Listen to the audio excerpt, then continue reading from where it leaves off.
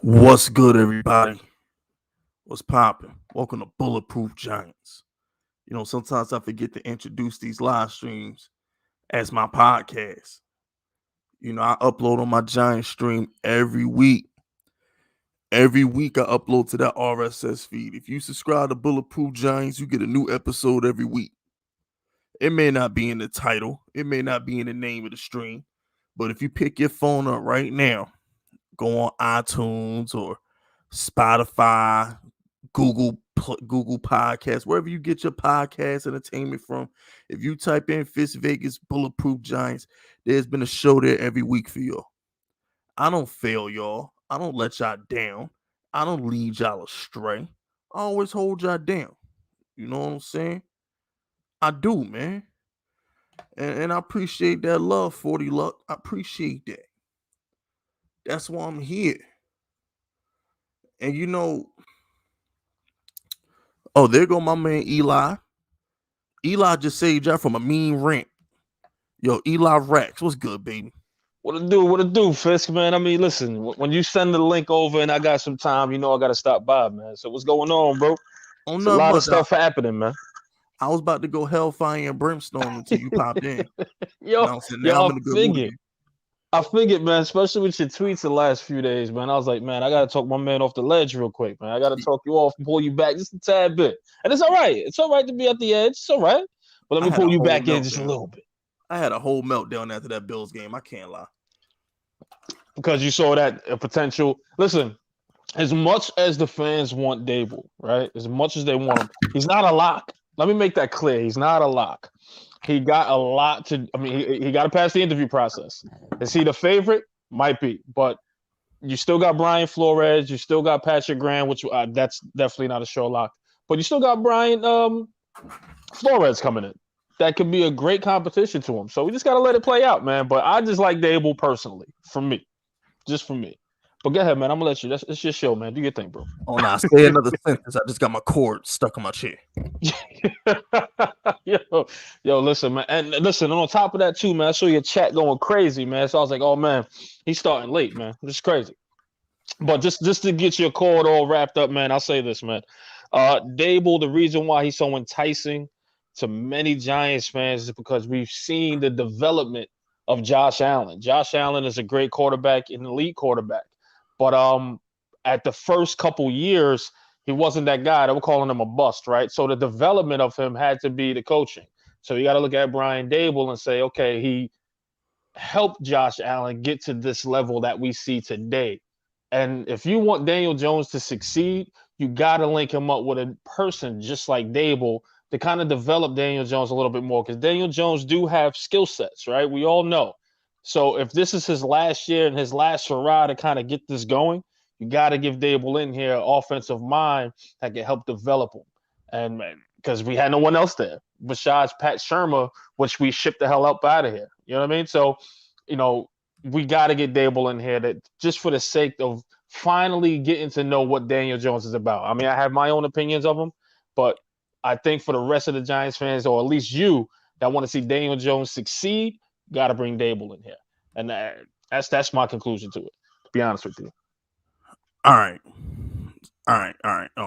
Before I go on my rant, shout out to Donnie.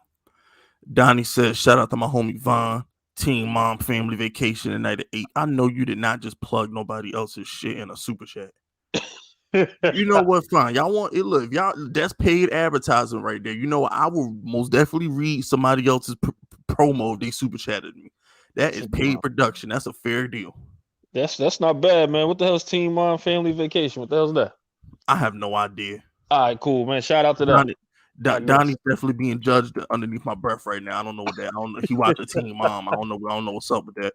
That's a show. That's a real thing. Yo, I'm sorry, y'all, if I sound dated or something. Like, I don't know what that is. I'm gonna be honest with you. Maybe my lady knows. I don't know. I don't know that. So I'm gonna be honest with you. Teen mom, I'm done. But anyway, more important stuff got to be taken care of. So check this out. I'm gonna make myself perfectly clear so y'all understand me, because Giants fans' heads, they're a little thick. Make something clear to y'all. You want to win now, you want to lose later? This is the question I ask all Giants fans. Do you want to win now or do you want to lose later? The choice is yours. All right, because can we win now? Honestly, yeah. Okay, well, go get Flores and Watson. Okay. Now I'm glad you put that out there, and I'm gonna let you continue to rant. Hold on to that Watson theory. I don't want you to stop your rant. Do you have any more to go before I go on in that Watson theory? You have any more to add? Yeah, let me add this little. Go ahead. Check Go this nuts, out, right? but just remember Watson though. Go nuts. We're gonna remember that. So got you. We'll get back to it. Giants fans on Twitter, other content creators, they seem to be obsessed with the rebuild. It's all about the roster. It's the rebuild. We got the draft. We got draft capital in. Can't wait to see what we look like 3 years from now. It seems like Giants fans get more excited about the offseason than they do about the regular season. Giants fans don't look at the big picture. Giants fans, for some strange reason, think Brian Daboll is going to come in here and fix this situation. And I'm confused because it's like, y'all told me that this roster was trash. Y'all said the Giants stink, right? I get laughed at every time I go on my Daniel Jones soapbox, right? So we stink and y'all don't want Daniel Jones. Why are we bringing in Brian Daboll? That makes zero sense. Reason number 2, which I have to understand, is we're going with a rookie GM and a rookie head coach. Y'all acting like we hiring Bill Parcells as the GM and Sean Payton as a head coach. Y'all talking like these things are set in stone. This makes no sense to me. All right, the Giants have the opportunity of a lifetime. Do y'all understand that Brady is contemplating retirement for real this time? Do you understand that Aaron Rodgers is 2 months away from being a Steeler or a Bronco? Do y'all understand that the top of the NFC is wide open? Wide open. Waiting for somebody to go take it. And we got Brooklyn's own Brian Flores dying to coach here. We got Deshaun Watson dying to come to big city New York and be with Brian Flores. And y'all want to go with Daniel Jones and Brian Daboll instead? We get a top 5 quarterback in New York. We're going to the Super Bowl next year. But don't you have faith in Daniel Jones? No. You on the Daniel Jones soapbox. No. It's not about that. It's not about that. Okay, it has nothing to do with Daniel Jones. Nothing. All right, forget Daniel Jones right now. I don't care if it was Joan Dan. I don't care. He ain't the point right now. Okay. The point is, we have an opportunity to take out the competition. We got an opportunity to become number 1 on the block right now. Y'all not getting it. It's called capitalism. We have an opportunity to corner the market. We get Deshaun Watson. We are the HNIC of the NFC. We officially have the best quarterback in the NFC. We get Deshaun Watson. Aaron Rodgers is out of here. He's gone. He's in the AFC. Tom Brady, even if he come back next year, is not better than Deshaun Watson. We have an opportunity to be the best team in our conference, and we're going to pass it up because we want to rebuild, because we want to hopefully become the Buffalo Bills. Well, I got news for you. The last time Deshaun Watson was in a playoff game, he beat Josh Allen. He was up 25 points on Patrick Mahomes. We can go get that guy. The last time I saw Brian Flores, he swept Bill Belichick. Imagine what he do against Mike McCarthy and Nick Sirianni. Like I told you want to win now, you want to lose later. It's as simple as that. I mean, obviously, we all want to win now, right? Obviously. No, y'all don't, because y'all not on my soapbox. If you disagree with me, you don't want to win now. There's no in between. There's no gray area. Now, do you really think Deshaun Watson's going to come to the Giants with John Mara and the Giants way? You really think that's going to happen when we get Brian Flores or not? One on his list. That is his list. But you think John Mara? You think John Mara is going to sign off on that? If they sign off on Flores, they sign off on Watson. That's a package deal. This fan base is getting mad at Kadarius Toney, who did nothing wrong, who actually went to college, and then he had his gun thing everybody keeps talking about that he didn't get charged with, and they're ready to run him out of town, calling him a bust. Imagine freaking Deshaun Watson, those 10 interceptions in one game. They're going to ready to run him out of town and call him all types of rapists and some whatever the hell it is. That's not happening. The distraction with Deshaun Watson coming here, I just don't see it. It's not the Giants' way of what Mara does things. Even if we get Brian Flores, you got to go with either Daniel Jones or a new quarterback. There is no Deshaun Watson. I think that is a pipe dream, if you ask me. Correct me if I'm wrong, brother. It's only a pipe dream if we pass on Flores. If we get Flores, we're getting Watson. That's a package deal. He won't take the job if he can't get his quarterback. That's why he's not in Miami. Now, do you think with Brian Flores coming, we're winning now? Daboll can't win right now. The same because Tish wants him.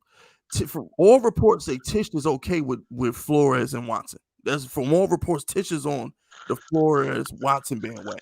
Now, y'all gotta understand. Go ahead. Who's better than us? Now that Aaron Rodgers is out the picture, who's favored over the Giants next season? Who? If the Giants get Flores and Watson, who's favored over us? Who? That's if that happens. If that happens, then yeah, we're a good team. Now. If that happens, we're a good team. If that happens, absolutely. When it comes to Daniel Jones and Brian Daboll, so let me talk about ifs when it comes to Flores and Watson. Got you. I got news for you. If we got Daboll and Daniel Jones coming back next year, we're winning 4 games again. Only difference is we'll look more competent because we'll score more points. That's it. The only difference. What you think Brian Daboll is going to do better with this roster than Judge did? Please. Have you heard Brian Daboll talk? Okay. They're going to run all over him the minute we start losing. This is McAdoo 2.0. Please. So this nice guy over here going to handle the locker room when things go south. So Pat Shermer. Was the roster worse when Pat Shermer was here? As a coach? Worse when Pat Shermer was here? The roster worse? Yes. You think? I don't understand that question. All right, let me say this again. When Pat Shermer was head coach, compared to now, with the roster that we have now, the Kenny Galladay's, all of this stuff. It's way better now than it was when Shermer got absolutely. So that means Daboll has more to work with, correct? No. Hold on. Wait a minute. Hold on. Real quick. Shout out to Mike Green. Yo, I want to win now with Flores and Watson. Mike Green, you're a smart man. You're a smart man, Mike Green. Matter of fact, Mike Green, just because you sat down, giving you a wrench. I gotta promote smart people. You know what I'm saying? Just because you said that, Mike, you getting a wrench. We're getting named. We promote smart people around here. Unlike the mirrors, I'm actually promoting smart people around here. Where's Mike Green at? So he can get a wrench. Get in that chat, Mike. Get in that chat. You know what I'm saying? I'm tired of man. This is my channel. This is my country. I'm the dictator around here. I'm putting people in position who I appreciate. But anyway, shout out to you, Mike. But here's the thing, Eli. What you got to understand is when Shermer got the roster, it was actually better than this one because Shermer got the roster that had JPP, Vernon, Snacks, Jack Rabbit, got Saquon that year, had Odell on it. So actually, the roster that he got was better than this one. Gettleman got rid of all that talent. The roster Shermer got was a year removed from the playoffs. So technically, the roster that Shermer got was better than the roster that Brian Daboll about to get. Technically. Interesting. I like that. I can't argue that. Possibly that could be the case. But the reason why, yes, it was a playoff talented team. However, they didn't translate well, or whatever the case is on defense. I think it was more of coaching as well. So you might have a point there. But I say out of everyone, this roster, we expected to have 10 wins, right? We expected to have 10 wins. This roster, to me, has a little bit more talent than what the heck Pat Shermer had to deal with. I understand the Odell thing. I understand all of that stuff too. But Olivier Vernon wasn't that guy either. JPP, yes, he wound up winning another Super Bowl. Jack Rabbit was hit or miss. So again, you're talking about guys on that roster at that time that wasn't a surefire. It was just great for us at that time. That coaching staff didn't do well as what it's supposed to do as well. So I'm thinking Daboll's going to come into the situation, depending on the defensive coordinator as well. I think he'll be okay. I think he can get us to win now. It's just we need the depth, and I think that's what Joe Shane has to work on, is the depth of this roster and that offensive line, period. And if you – good. No, I want to get to the super chat. I'm about to burn that argument to the ground in a second. I got to get to the super chat. Shout out to Bob Jones. This ain't John Mara call. Steve Tisch making the calls. Y'all think Tisch care about Watson stuff? Tisch hangs with OJ and Charlie Sheen. That's a fact. He already said he's fine with Watson. That report came out on Twitter like a week or two ago that he was okay with the Flores-Watson combo. That Tisch was okay with it. Like, was it you, Eli? No, it wasn't you, Eli. It was Pest. Shout out to Pest, my co-host on my Shots Fired podcast. Shout out to Pest. And your co-host on your New York Giant therapy session, Twitter Spaces, baby. Yeah, so he was like, bro, Tisch is getting like. Could you imagine how embarrassed Tisch is in Hollywood on 39 QB sneaks?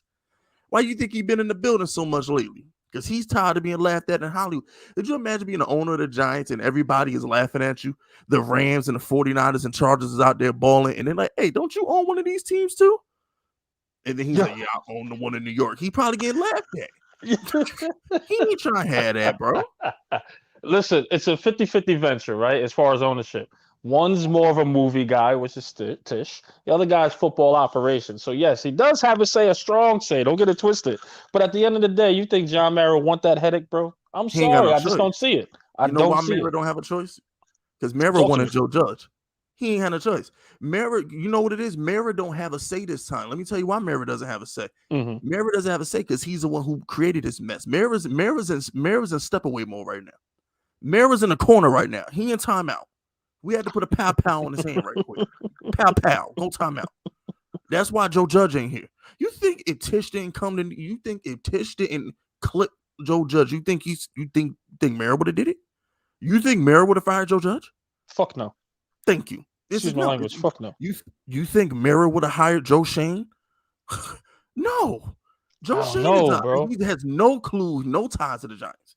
There's no way. I don't know if that will be the case. I think John Mara actually had an eye on Joe Shane for the longest. I think would have been more to me, Steve Tish, if they did Ryan Poles.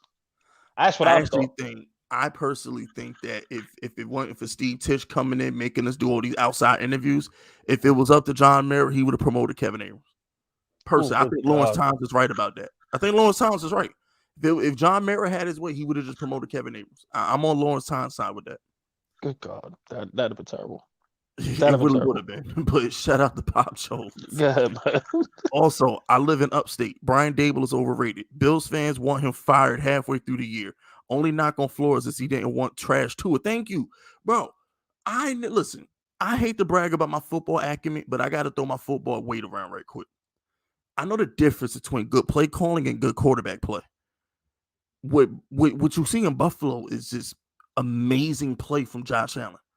He's an elite quarterback, absolutely. Yeah, this ain't a situation like what you see with Shanahan and McVay, where you can tell they're making the quarterback. They're putting that quarterback in position to succeed. This ain't that. This is Josh Allen just being that dude. It's as simple as that. Brian Daboll's, you know who else? You know what? I'm about to go on my black man soapbox right now. What makes Brian Daboll more qualified than Leftwich? At least Leftwich can say I had 35 touchdowns from Jameis and 5,000 yards out of Jameis. I'm not all Tom Brady. At least Leftwich can make that claim. Who was Brian Daboll outside of Josh Allen? If y'all want to get deep with it. Yeah, but you're talking about Daboll because everybody's talking about the past and what Daboll has done. Daboll, I believe, coached who was it? Colt McCoy and another quarterback, and then he had Matt Hasselbeck. I think, right? Then he had Matt Hasselbeck. Then he had another quarterback. These are all failing, terrible quarterbacks, right? Then he finally gets to Buffalo, has Josh Allen. Josh Allen struggled for the first couple of years. The next minute, he's elite, right? So, but when you look at the scouting tapes of Josh Allen, we were hoping for. So his ceiling was high, a little rough around the edges, but his ceiling was high. So the fact that you have Daniel Jones that's still rough around the edges, but he still has that ceiling to where he can potentially be. I'm not saying that Josh Allen. Please, people don't get it twisted. But you guys know what I'm saying. Better than Josh because he's already a better thrower than Josh. He got a stronger arm. I get it. He got a stronger arm. He just learned how to throw a year ago. Daniel Jones came into the league with throwing darts. Like, isn't that enticing? He just learned how to throw darts. But isn't that enticing as far as Daboll? You kind of proving my point. But come on.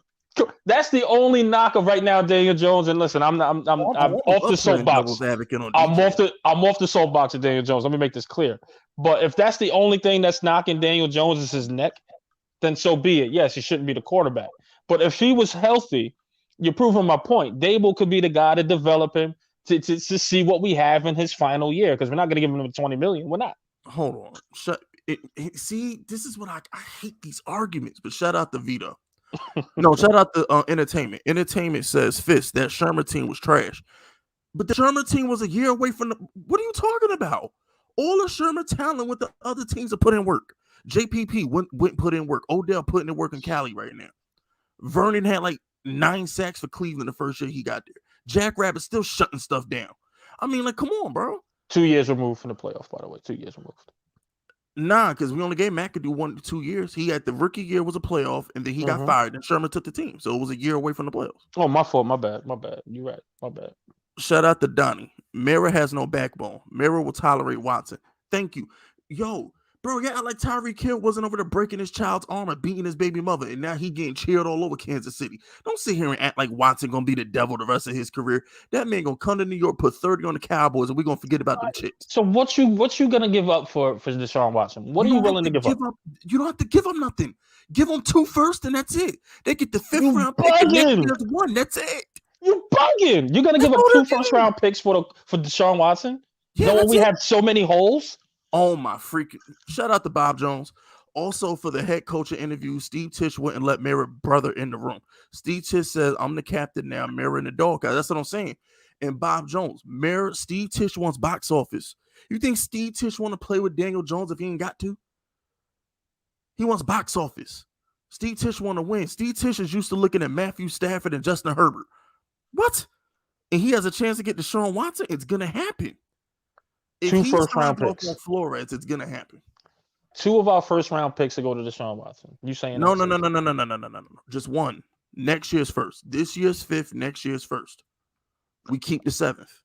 We're not giving them now. I'll give them the 1st and the 7th if that's what it takes. But I don't think so. You know what I'm saying? Like, what? If you tell me the first year of the 5th and next year's first, then that's something to think about. For me as a GM, that's something to go. Yeah, I'll pull a trigger on that. Absolutely. Hold on, let me get the. I just don't see it happening. But go ahead, brother. I'm sorry. And not for nothing, none of y'all had a problem with Joe Judge running laps and all that BS. Now all of a sudden, nobody wants a mean guy. Miss me with that, bro. Thank you, Bob. I love Bob Jones, but let me give Bob Jones a wrench too. Bob Jones out here preaching with these super chats. Who doesn't want a mean guy? Everybody. Oh, we don't, because that's the knock on Flores. Oh, Flores is an angry black man. He got personality issues. Cut that out. That's what they're saying, though. Seriously, I didn't even see that. Whoever's saying that, cut that out. Cut that shit out right now. What they saying. You're not gonna paint that narrative. He's a madman. Yeah, no, you're not gonna paint that. You're not gonna paint that narrative, people. Cut that shit out. I didn't even see that. If I'd have said I'd have said something. Cut that out. Cut that out. We're not gonna paint that narrative, man. Hell no. He's too good of a coach to do that. Work with. His personality is too complicated to work. Man, please. Stop. No, listen. And as much as I don't want Brian Flores here for my reasons, he's not that bad of a coach to where you can paint that narrative to where he's like some guy he's this dysfunctional that don't listen to authority. No, we're not gonna paint that picture with him. Hell no, we're not gonna go there. The piggyback off Bob Jones, bro. We've won with Bill Parcells, Tom Coughlin, New York disciplinarians. Yes. Have y'all seen Brian Daboll? Have y'all heard Brian Daboll talk? Shout out to Bob Jones, man. Wait, hold up, Eli. The Niners just gave up 3 first rounders for Trey Lance, who can't even start over Jimmy G. 2 firsts for Watson is a bargain. You bugging. I don't know about that, Bob. Do you see the 49ers are in the playoffs right now because they have a complete team? We can't even scratch the surface. We don't have enough. I don't know about that. And one quarterback is just going to change everything, and we're going to be a Super Bowl team. I'm sorry, I don't see it. I don't see it. That's the rebuild. I don't see it. The quarterback, that's the rebuild. With this offensive line, you think Deshaun? He couldn't even freaking win. He was 2-something when he had a bad line in Texas. Twice with a bad line. Come on, and he didn't have no Andrew Thomas over there either. Come on, bro. Bro, you remember? Hold on, time out. Go ahead. You remember the story about he won the division with broke ribs. He couldn't fly with the team. He had to take buses to team games because his ribs was broke. He couldn't fly on planes. It was still winning games. This dude, Deshaun Watson, he's different, bro. And we're gonna get him killed back there for 2 number 1 picks because we don't have nobody freaking on the line. Ain't that Brian Shane job? Ain't that Brian Shane job to find linemen past the first round? Ain't that his job? Absolutely. You hope, right? But again, these drafts are just educational guess. Otherwise, Jamarcus Russell would be freaking elite if they knew he was that guy. So, you know what I mean? Like, I don't get this. Y'all watched the AFC title game on Sunday, right? Absolutely. And y'all don't want Deshaun Watson. I don't see. Listen. For me, let me say this. I don't mind Deshaun Watson. I just don't see it. I just don't see giving up the farm for a quarterback knowing that we have so many holes. I don't see it. But he fixes the holes, bro. Bro. It's the quarterback, bro. Listen, do we need a new quarterback overall? Yes, hands down. I just don't know if we was to bring him in here, we'll be this all of a sudden this competitive team. I don't know, bro. Like this is so. Watson, Eli, you're not getting it. Talk to Watson is me. good for 10 wins himself. That's a walk-in 10 wins, with the exception of his last year in Houston, because they fired the coaches. It was just a mess. They fired the coaches, all that crap.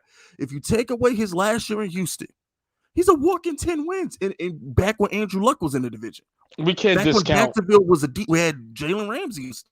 He was still going over there getting it done. But wasn't that a better team? Didn't they have at receiver? Who they got? They only had receiver at the time, and all the other good players that were there too. That was it. Right. So they had good players around him to and he'll get the make ball out of his hand, just right? like Hopkins. Absolutely. He's that good of a quarterback. But as soon as they took those pieces away, Deshaun Watson was down to earth that year. And threw 35 touchdowns. What you mean? They couldn't win though. They couldn't win. Not all on him. He didn't have Brian Flores coaching defense. But here's the thing. They don't have enough. They didn't have enough to support him to get the wins. The Giants don't have that. If he comes in, it's just going to be another couple-win season, and that's it. And then the Giants fans go like, "We got Deshaun Watson for what? Why? Because we traded 2 freaking first-round picks, and we don't have enough to complete it." Eli stepped right into my trap. I want to get to Bob Jones real quick, but Eli stepped right into my trap. Bob Jones, what you talking about with the 49ers? That's the main reason why I wanted Adam Peters, because those 3 first-rounders were supposed to go to Houston, but Houston broke off all trade talks because they thought Deshaun would bend the knee. They thought Deshaun would bend the knee. They didn't really think he'd sit out all year. But 49ers, you can look it up. The 49ers offered those 3 first-rounders to Houston, but they turned it down because they thought Deshaun would bend the knee. Those 3 first-rounders were supposed to go to Houston, but they couldn't get Deshaun because Houston thought he would bend the knee, but he didn't. That's why I wanted Adam Peters, because I'm like, yo, Adam Peters, Brian Flores is one of his best friends. He wanted Deshaun a year ago. We was going to be straight. And the 49ers are a better built team than the Bills anyway, but that's none of my business. So I'm just saying that, like, it would have been perfect. Would have been perfect. Shout out to Bob Jones. The Bills and Chiefs built most of their O-line in the 4th and 5th round. Joe Shane not using them 2 picks on hog mileage, just so y'all know. That's another thing too, right? This dude Joe Shane loves the defensive line. Joe Shane built that team up front and up front on the defensive end.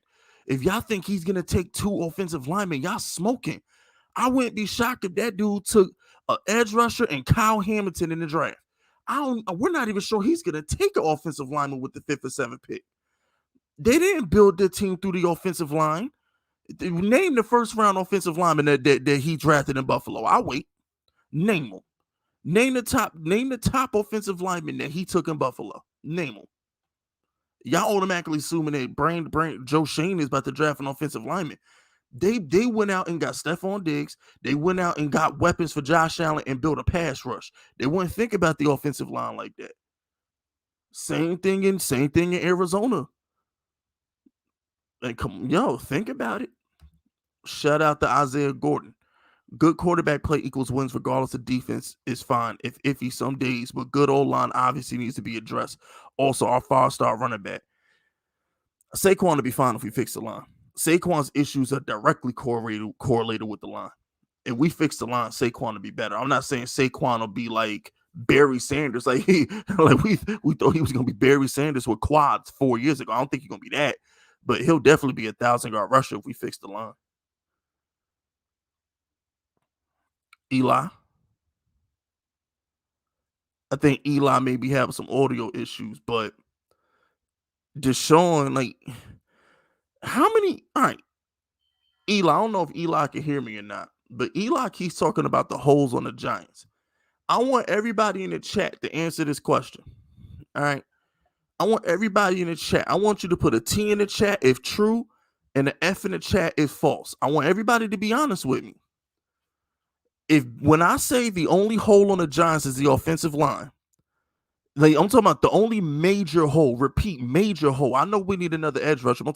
If I said the only major hole on the Giants was the offensive line, is that true or false? put a T in the chat for true and an F in the chat for false. I want to know. If I said the only major hole on the team, major hole, was the offensive line, what would you say to that? True or false? We're looking kind of split. Hold on. Here come them T's. Here come them T's. I mean, because my whole thing is this. Y'all, okay, besides the quarterback, because I want Deshaun Watson. We're not including quarterback because I want Deshaun Watson. Like, we're not doing it. I'm talking major holes.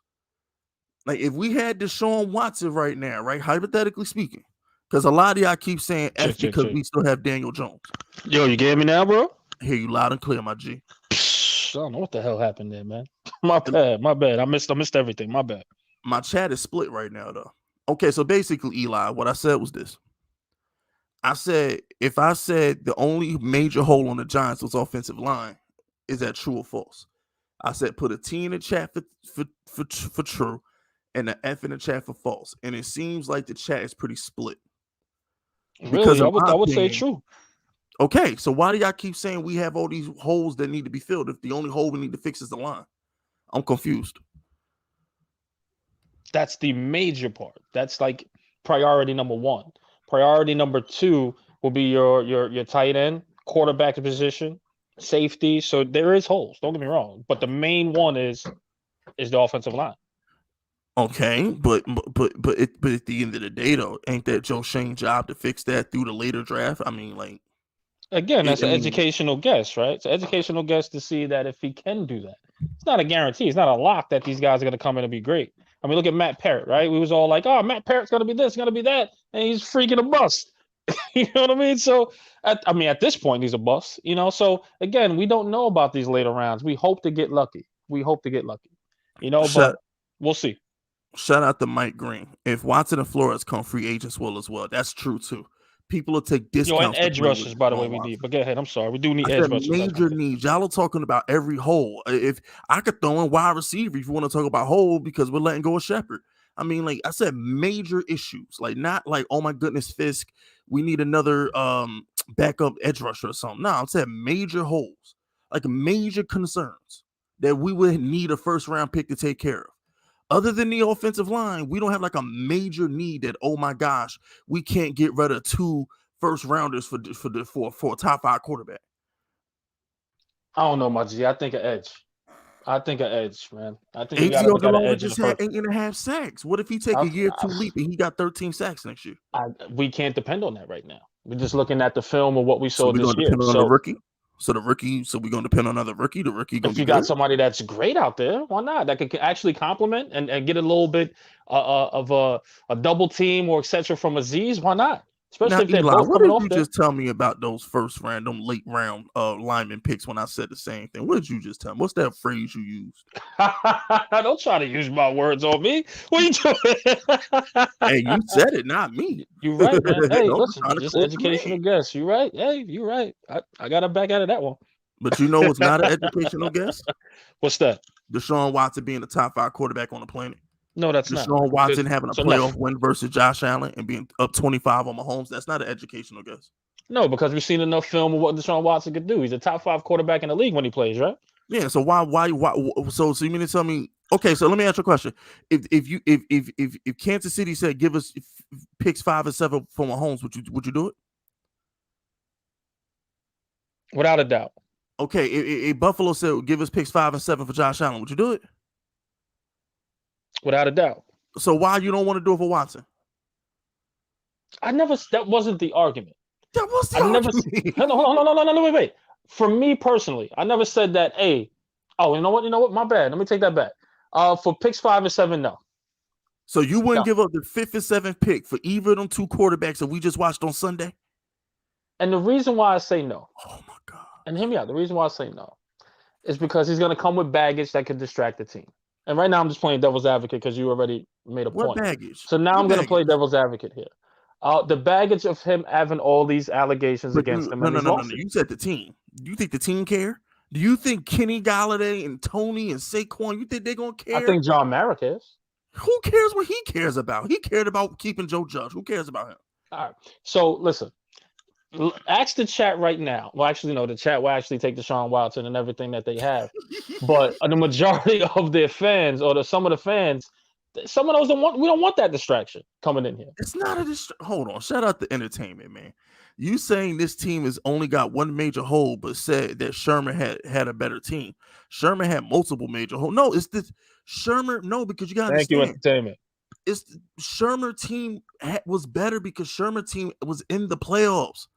Sherman had the same team, but it was better because Sherman team had prime Odell, rookie Saquon, had prime Sterling Shepard, Evan Ingram when he was nice, coming off like an 800, 900-yard season from his rookie season. There was more promise. Landon Collins was second in Defensive Player of the Year voting. Y'all forget how good we were in 2017. Y'all forget how good that playoff team was. I know the boat trip kind of like, we had Rodgers, Cromartie, we had Jack Rabbit. Y'all forget how good that playoff team really was. That roster was nice. I mean, I know the boat trip kind of derailed everything, and now we think that team is trash because of the boat trip. But bro, like that defense was sick, and we still had prime Odell before the injuries. Like it was a better team. It just was. JPP he won a Super Bowl with us. Then when they want to help Brady won a Super Bowl. I don't know. Who said JPP sucks? How dare y'all say, oh my God, shout out to Bob Jones. We already got a left tackle that plays 70% of the battle. Take a right tackle in the second round. Guards a center ain't hard to find. Thank you, Bob. I was gonna say that about you. I agree. No, listen. To fix the offensive line, you're gonna need a right tackle out the draft for sure, right? We already got the left tackle. If you can get a veteran center or a right guard, then I think you'll be fine. Absolutely, you'll be fine. And that's the thing. Like Houston knows they're because you gotta understand, Houston, we're not competing with anybody for Watson because Watson has no trade clause. The same thing with the Dolphins. The Dolphins weren't competing with anybody because Watson said, I'm only playing for the Dolphins. They didn't do the deal because they like Tua. But the point I'm trying to get to y'all was like, y'all act like Houston can ask for the farm. The guy has a no trade clause and 20 civil suits. If we want Deshaun, they'll give us Deshaun. The 5th pick in the draft by itself is 3 first rounders. So if the Houston Texans is willing to part ways because he has 20 lawsuits, what makes you think the Giants want that? No, they're willing to part ways because he don't want to play there. No, they're willing to part ways because he don't want to play there. If Deshaun Watson came out today and said, I want to be Houston Texan, he'll be starting week 1. They that's why they kept him in Houston last year. They thought he was going to bend the knee. He didn't bend the knee. They thought he was going to bend the knee. He didn't bend it. Shout out to Steve Waddy. Go Giants from Canada. First move was a cut bum. Yeah, Glennon need to be shot. We need to take Glennon to the back of the barn and put him out his misery. I mean, Mike Glennon is terrible. I've never seen him and Jake Fromm might be the 2 worst quarterbacks I've ever seen in my life, bro. Shout out to Bob Jones. Also, Watson only going to be 26. Man, hold on. Wasn't you rooting for Fromm, man? That's another thing. Nah, that's the biggest L of my life. That was the biggest L of my life. That was the big. That was the biggest L of my life. You was on that soapbox. So I'm like, yo, you gotta come down from there, baby. I take full responsibility for the Jake Fromm hype. My bad. I take full responsibility for that. I take full responsibility for the Jake Fromm hype. I started that, and that's my fault. I apologize. I didn't deserve that. You caught me slipping with that Mahomes and the joint. You caught me slipping, man. My bad. I gotta change my answer, but go ahead, man. Go ahead. That's my bad. That's what happens when I have some audio issues. Now you was right. You answered it right. Anybody, bro. I'll give 5 first rounders for Mahomes right now. You smoking? Oh, you want us 2? Done. What? You're done. You're done. Where we signed that? But we gotta argue here, bro. We gotta argue here. That's not how this is supposed to work. We gotta argue this here. I want an extra second round. What year? What year y'all want it? Shout out to Bob. I just like that dude. You give him the whole draft, bro. Yes. For Patrick Mahomes, chat. Put a T in the chat for true. Put a T in the chat for true. F in the chat for false. If the Kansas City wanted the whole 2021 Giants draft for Mahomes, would you or would you not do it? I want a T for yes and an F for no. If I see T's light up, y'all bugging. If they say, give us all your picks right now for Mahomes, if you say no, you should be shot. Ain't no way in the world. There's no way. Mahomes, please. Yo, I see more T's than that. Y'all bugging, bro. Y'all bugging out. No, bro, we get Mahomes for the Giants right now, bro. All we got to do is bring in Mahomes and just not let nobody leave, and we good. Just take the whole team and just put Mahomes on there. We good. I usually don't pay attention to the chat, and I'm actually looking at it right now, and I'm like, yo, these people are bugging. These people. I only pay attention to super chats, man. I'm sorry. I'm looking at it. Y'all bugging. Yo, half them fit. Yo, 90% of the line is trash. Bro, we got Mahomes, bro. He gonna elevate. He gonna scramble and do crazy things and throw sidearm balls. They ain't gonna catch him. And we need a good line. And his knee gonna pop out his socket just like it did the last time. All right, you gotta get him a line, bro. Fitz Vegas gonna come to MetLife and resurrect him like Lazarus. I'm gonna give him my kneecap. He gonna be perfectly fine. Yo, you ever been to a game, man? Not a Giants game. I've been to like 30 Dolphin games because of my dad, but I haven't been to any. You don't live in New York. My fault. That's right. Yeah. Well, that's another subject. Shout out to Bob Jones though. Also, Watson only going to be 26. Worst case scenario is 2023. He's 27, and we're ready to go for a Super Bowl. He's a young top 5 quarter. Exactly, it's a no-brainer. It's a no-brainer. Like Watson, like you know what it is. Eli is because Watson didn't play last year. He's out of sight, out of mind. But if we had this conversation a year ago, like we wouldn't even be late. It wouldn't be nothing to talk about. I just think because he's been out of sight, out of mind. People forget how great Deshaun is. For the casuals, listen, for people like myself and you, I think we know the talent of Deshaun Watson, right? It's just a matter of and again, I'm just here to give another avenue because we're Giants fans, right? We know the Giants way. We know all this losing, we get it, and the fans are outraged. But at the end of the day, this is still an organization of pristine and pride and cleanliness as far as record is going, because you heard John Mara said it himself. The only time I'll jump in is a character issue on a player, and I'll have my 2 cents, right? Yes, he did wrap it up and say, yes, it's still up to the GM and etc. But he said he has no problem jumping in talking about someone's character. And with 20 lawsuits, man, that's crazy. I think that's crazy. Who cares? Who cares? You don't let Antonio Brown play with lawsuits. They let Tyreek Hill play with lawsuits. You don't. Ben Roethlisberger had rape cases. Let him play. So we're more pristine than the Steelers. That's our brand. That's our brand for the most part. And that's why we suck. And that's why we suck. That's our brand for the most part. And you know what, Eli, you know why you're right now. You know why it makes me sick that you're right. Because that's why we traded Odell Beckham, because Odell Beckham was too popular. He was too cool. So we traded Odell Beckham because he was a distraction. And we ain't replaced that dude. Yes, we ain't replaced him yet. And plus, once they found the cocaine and him smoking weed, and again, he did not use any cocaine. People, let's not go crazy with that. But once they found a little glimpse of the cocaine and him, that was it. It was enough. It was enough. And then the Josiah Anderson, it was enough. Imagine Watson. Bro, that's what I'm saying. I don't see it. He's never had any issues outside of this. Yeah, he's not like Watson is a bad character. He just got these money hungry, thirsty thoughts is setting my man up, and it's all good because he ain't going to jail. I don't care if he had 100 civil suits. He ain't going to jail. That's his money. He got to pay them. He got to pay them lawsuits. He ain't going to jail. Ron Goldman and Nicole Simpson won their civil suits on OJ. He was still on TV smiling. Who cares about a civil suit? Who? Absolutely. But it takes that one person to have enough cojones or enough balls to be like, I'm going to file charges on him. And that's it. But they can't. And he's in if they could, they would have done it. This is almost 2 years now. If they could, they would have done it. This is harassment or rape cases. We don't know. These are just like assault stuff. But you understand, if they could have, got 7 years, bro.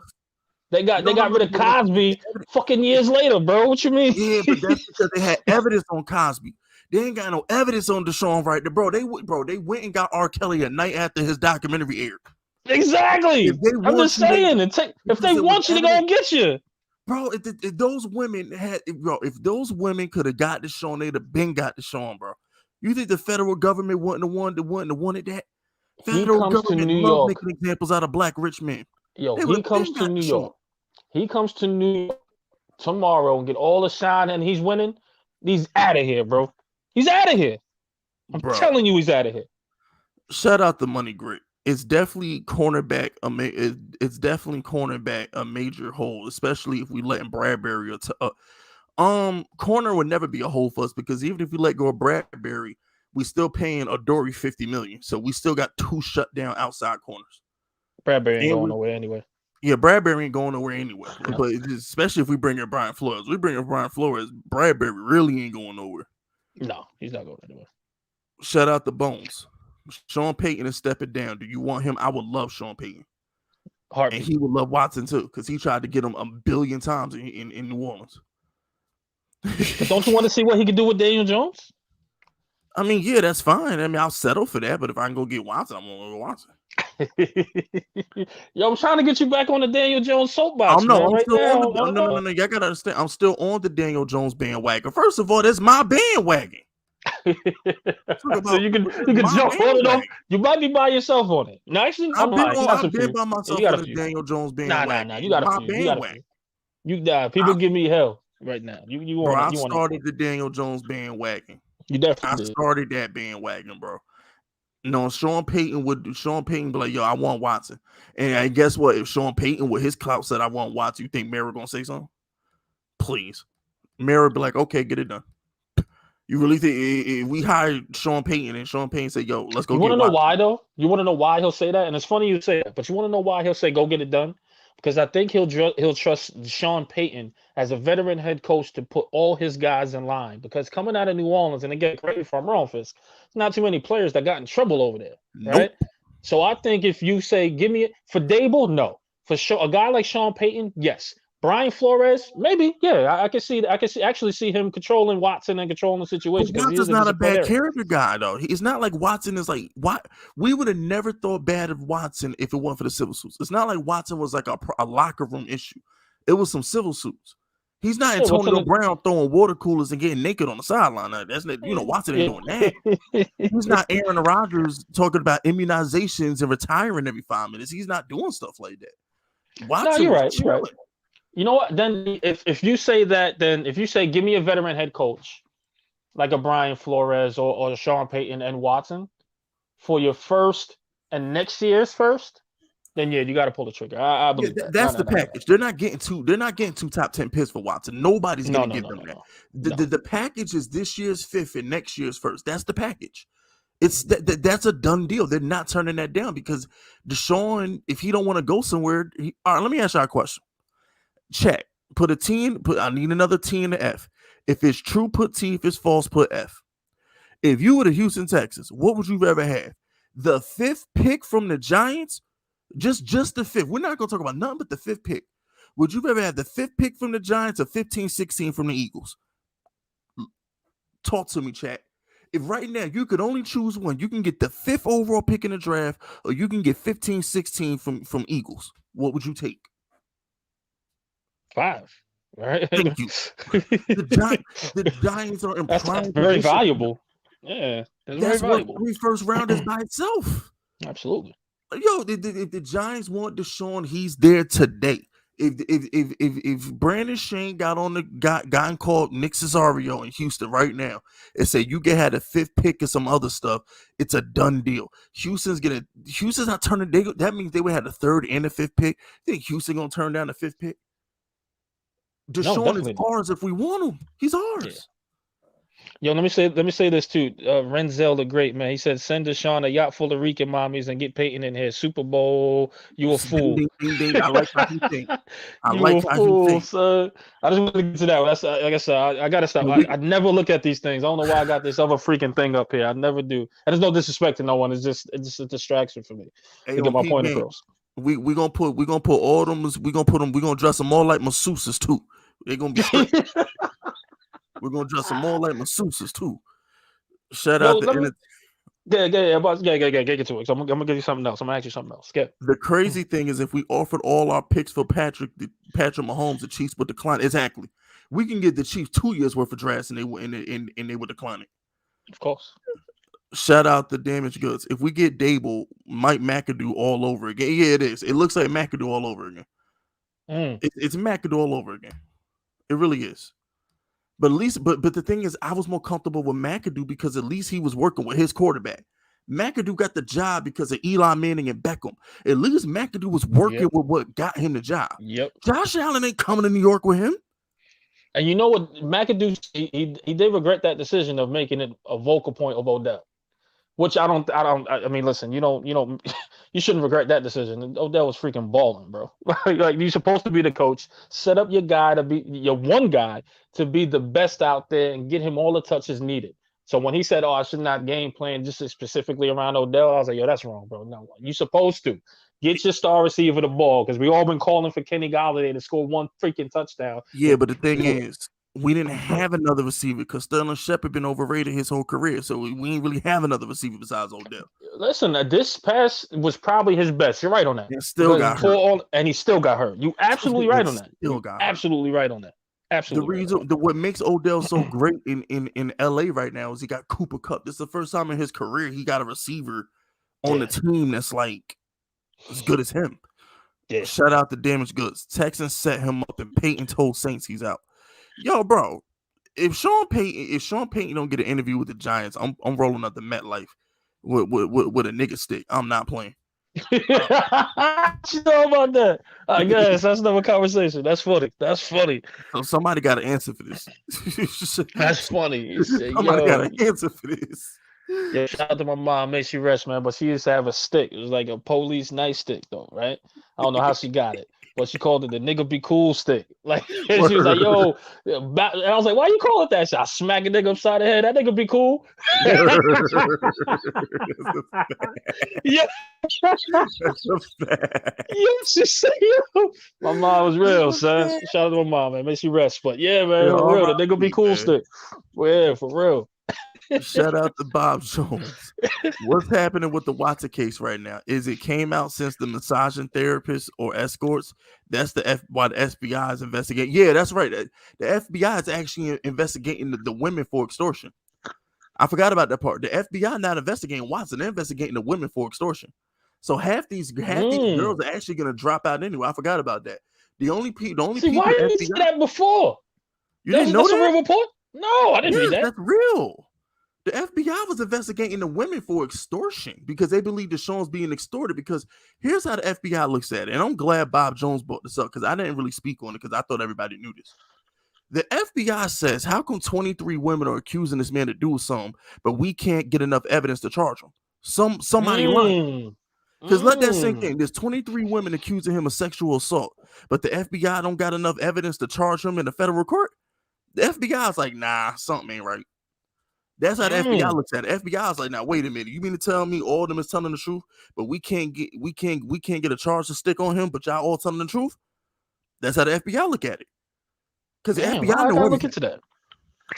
Allow me to do my research. Forgive me, bro. Then this argument will be mute until further notice. I can't combat anything you're saying. Half the women. If that's the case, why you think Deshaun only sent $100,000 settlements to a couple of the girls and not all 22 of them? Because he know half them is about to drop out. But he did send settlement money. Yeah, he offered $100,000 to a couple of the girls, man. A couple of the girls he offered $100,000 to. He didn't offer $100,000 to all of them because you know what? The girls that he sent the $100,000 to might be the ones he touched. The other ones might be the liars. That's what I'm thinking. So you saying everything I'm thinking. All right, to be continued. And shout out to that one guy. I normally hate him because he slandered Daniel Jones all day, but he got a point. Robert Kraft, we caught Robert Kraft red-handed at that massage parlor. Ain't nothing happened to him. They got rid of that shit. That's what happened. They got rid of them tapes quick, fast, bro. Quick, fast. And that's an owner, of course. You know what I mean? But you're right. Listen, if they want to make things go away, they really, really would. But bro. Come on, bro. I'm intrigued. I'm intrigued. They get Deshaun Watson, all that stuff going by. That happened in Texas. I can see Mara and Tish now. Don't worry about. I mean, look at LT, right? Look at LT, Lawrence Taylor. I mean, that's the GOAT. Please, guys, don't take this. But again, LT has a checkered past, right? To where he did certain things while he was playing. So, and they swept that under the rug. So maybe, I don't know. Josh Brown, I guess you can throw in there too. That was horrendous. That was really egregious. But they signed him knowing what was happening. Exactly. I think Mr. Merritt all squeaky clean. Man, please. And here's another thing, right? Y'all got to understand. Y'all really think anybody gonna give a damn about them women when Deshaun throwing touchdowns next season? It don't matter who he play for, whether it's the Giants or somebody else. You think whatever fan base he playing for gonna give a dang about them civil suits when that boy throwing touchdowns? Let Deshaun come to New York and drop 30 on the Cowboys. You think any Giants fan is gonna be out there caring about his civil suits? You got a point. Come on, bro. That boy, when he hang 30 on Dak and the Giants finally bully the Cowboys for once instead of getting punked by the Cowboys, that boy Deshaun Watson hang 30 on Dallas. Ain't nobody saying nothing. It's me. Bro. We gonna send hate mail to the chicks. We gonna be like, yeah. Leave Deshaun alone, bro. What y'all doing, yo? We gonna pull up. Come on, man. We've been bullied by Dallas for like, I can't even remember. Outside of Daniel Jones week 17, I can't even remember the last time we beat the Cowboys. We have not beaten Dak. I put it this way. We ain't beat Dak since his rookie season, bro. We ain't beat Dak since his rookie season. If Deshaun Watson come here and put hands on Dak, he good in New York indefinitely. That by him. Especially if he wins it. Especially if he wins it, he's cemented. Facts. Once you win in New York, man, you are cemented. You are cemented no matter if you're an average quarterback. Yes, Eli Man is an average quarterback, people, but he's cemented for life. We call him the GOAT. Yeah. Listen, I have no problem with that, bro. Like a lot of people like think he's like, Dan Marino. He's not even close. He's Eli Manning, but he's an average quarterback, but he's cemented. We call him our GOAT. You know what I mean? Like, and we you put know him next what? to Lauren Taylor. Somebody just shout out to LeVar. LeVar just said the fifth unit would definitely be in attendance. Well, all 210 of y'all hit that like button. How I got 75 likes and there's 200 people in here? Man, y'all better hit that like button. Yeah, 209. Like, show some love, bro. Yeah, y'all getting top shelf. Y'all getting top shelf entertainment right now. Y'all ain't hitting the like button. Come on, y'all. Y'all gotta hit that like button, bro. There's like 130 people in here who ain't hit that like button. Y'all doing us dirty right now. Helps the algorithm, man. Please. You guys understand. We need that. That's the only way we can make this free content and start eating off it. You know what I mean? Like, help us out. Help us out, man. Speaking of eating, shout out to Terrell Young. I don't like Watson like that, but Texans set him up. Yo, yeah, bro. And that's another thing. How the lawyer prosecute, how the lawyer represent all 22 of these females next door neighbors with the owner? I'll wait. That's why the FBI investigating them for freaking extortion. Come on, bro. Yeah, you want to know something? I'm gonna throw something out there too, and conspiracy theorists to a degree. You know what I mean? But it's funny how he was starting to make noise about the team when they were losing. Where he was like, "Yo, I want it out." The next minute, all them cases came. You ever thought of that too? I was like, man, that shit crazy. How that shit just like he's making all the noise. Like, I want to get out of here. The only time I started burying Deshaun Watson is when he didn't want to pay the checks. Because my whole thing with Deshaun is like, bro, you're getting $45 million a year. Like, just pay him off. Like, my only issue with Deshaun from day one, and you can go back and listen to my firing ranges. The only issue I've ever had with Deshaun is you make too much money for this to be a problem. Dirk Nowitzki, he had the rape charge, he paid him off. Derrick Rose was running trains on chicks in Chicago in the hotel room. He paid him off. Paying man to put his nutsack on a trainer in Tennessee. He paid her off. Like, when you gotta cut the check. That's why you're rich. Yeah. What's the point of having money if you don't let it pay for your problems? What's the point? If I had that much money, I'd be untouchable. Please. Oh, word, the camera. Oh, they got me on camera. Yo, go drop a duffel bag over there. Go get them tapes. The expressions and views of Mr. Fish Vegas does not reflect on Eli Racks, aka Vibes. We gotta let him go. Yeah, I'm just saying. Yo, chat, put a T in the chat if I'm telling the truth. Put a T in the chat if I'm telling the truth. If y'all was getting $45 million a year plus endorsements, y'all paying off everybody. Problems don't exist when I'm getting that kind of money. Please. What? Yo, that's like Dave Chappelle, the president. That's like Dave Chappelle, the president. He was giving out AIDS cures.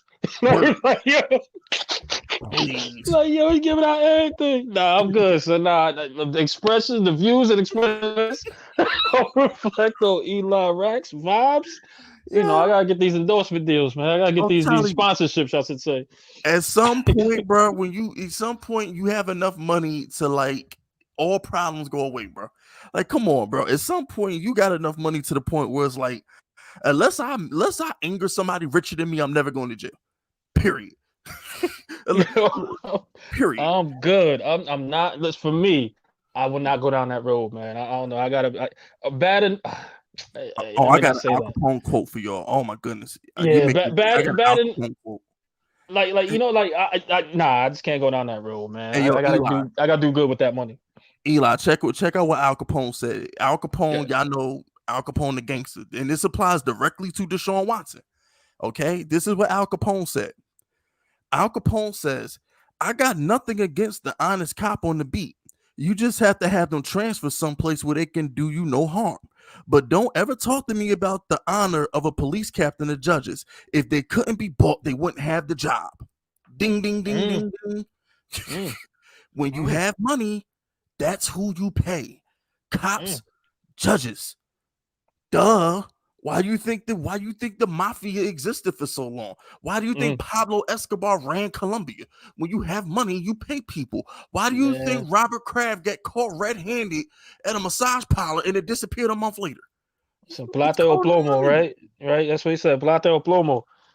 Even take the money or bullets. So pretty silver or the lead. Word, silver for something, right? So yeah, it's a fact, man. Pablo Escobar, you ain't taking that bribe, man. He was shooting up. So of course people gonna be like, yo, give me the money. I mean, of course at that point. And this goes back, Eli. So check this out, Eli.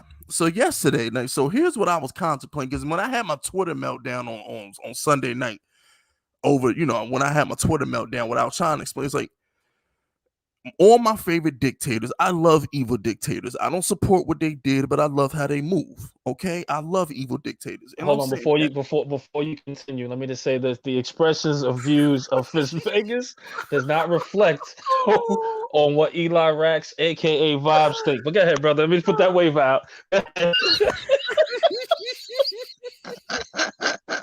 I gotta say this now because they're gonna play this back and they're gonna be like, you did no, listen, it wasn't me. All right. It wasn't my expressions of views here. All right. But go ahead, brother. Go ahead. So like, all my evil dictator and evil presidents, what they would have done in my situation, because it's like I promote Deshaun Watson and Flores so much. And when it blew up in my face on Sunday night, I had two options. All my evil dictators would have deflected and act like nothing happened. They would have lied to the people and act like everything's okay. I can't do that because I'm a bad liar. So I couldn't play the deflect game. My only other option was to create a scapegoat. I allow public executions to put the fear of God in my community to make them respect me, or blame it on somebody else to throw them in jail. That's what an evil dictator or evil president would do. You have to scapegoat somebody. Those are my only two options. The only person I could scapegoat in this situation would have been Daniel Jones, because everybody who wants Deshaun Watson probably don't like him anyway. So I could have continued to get a high approval rating by burying DJ. But Eli, I love Daniel Jones. He's still my favorite player. But he's not Deshaun Watson. He's not Patrick Mahomes.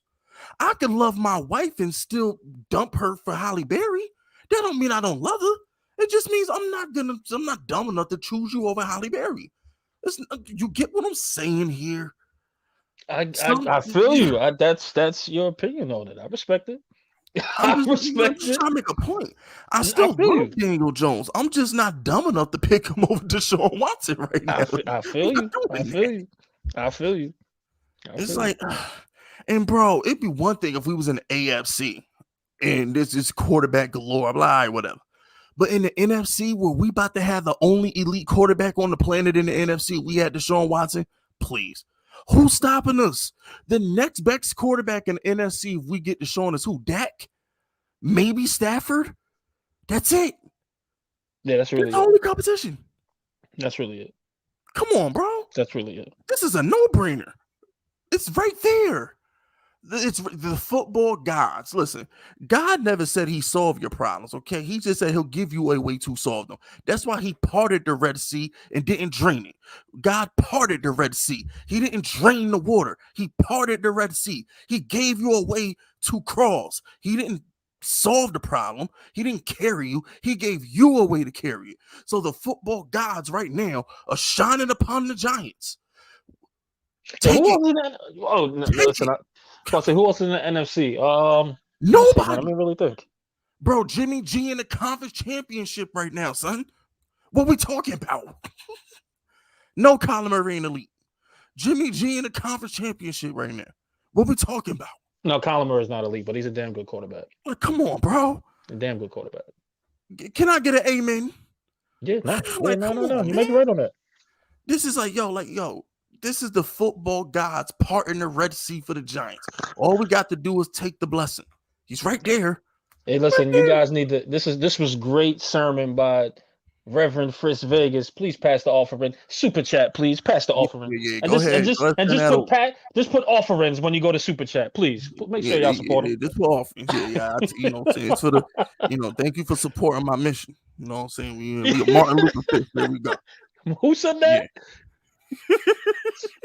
Someone said Martin Luther Fisk? Yeah, you said that? Last year I did I Have a Dream speech at one of my live streams. I'm not doing this with you, bro. Yeah, I definitely did I Have a Dream this speech. with you. Listen, I want to throw a question out. After you go to the super chat, I'll throw a question out. Shout out to Terrell Young. The real lesson to all this is you got all the money, fame. Stay away from these females. If they don't know how to make their own money, they're not worth it. That's true, but Terrell, let me explain something to you, Terrell. Let me explain something to you. Because everything Terrell said is facts, but Terrell is speaking of a man who only got $40 million. Do you understand if you have $40 million, there's not a woman on the planet that won't be on her knees for you right now? Jay-Z cheated on Beyonce, bro. When you got that kind of money and every woman on the planet wants to sleep with you, nah, I would never tell Deshaun Watson to stay away from these females. Are you nuts?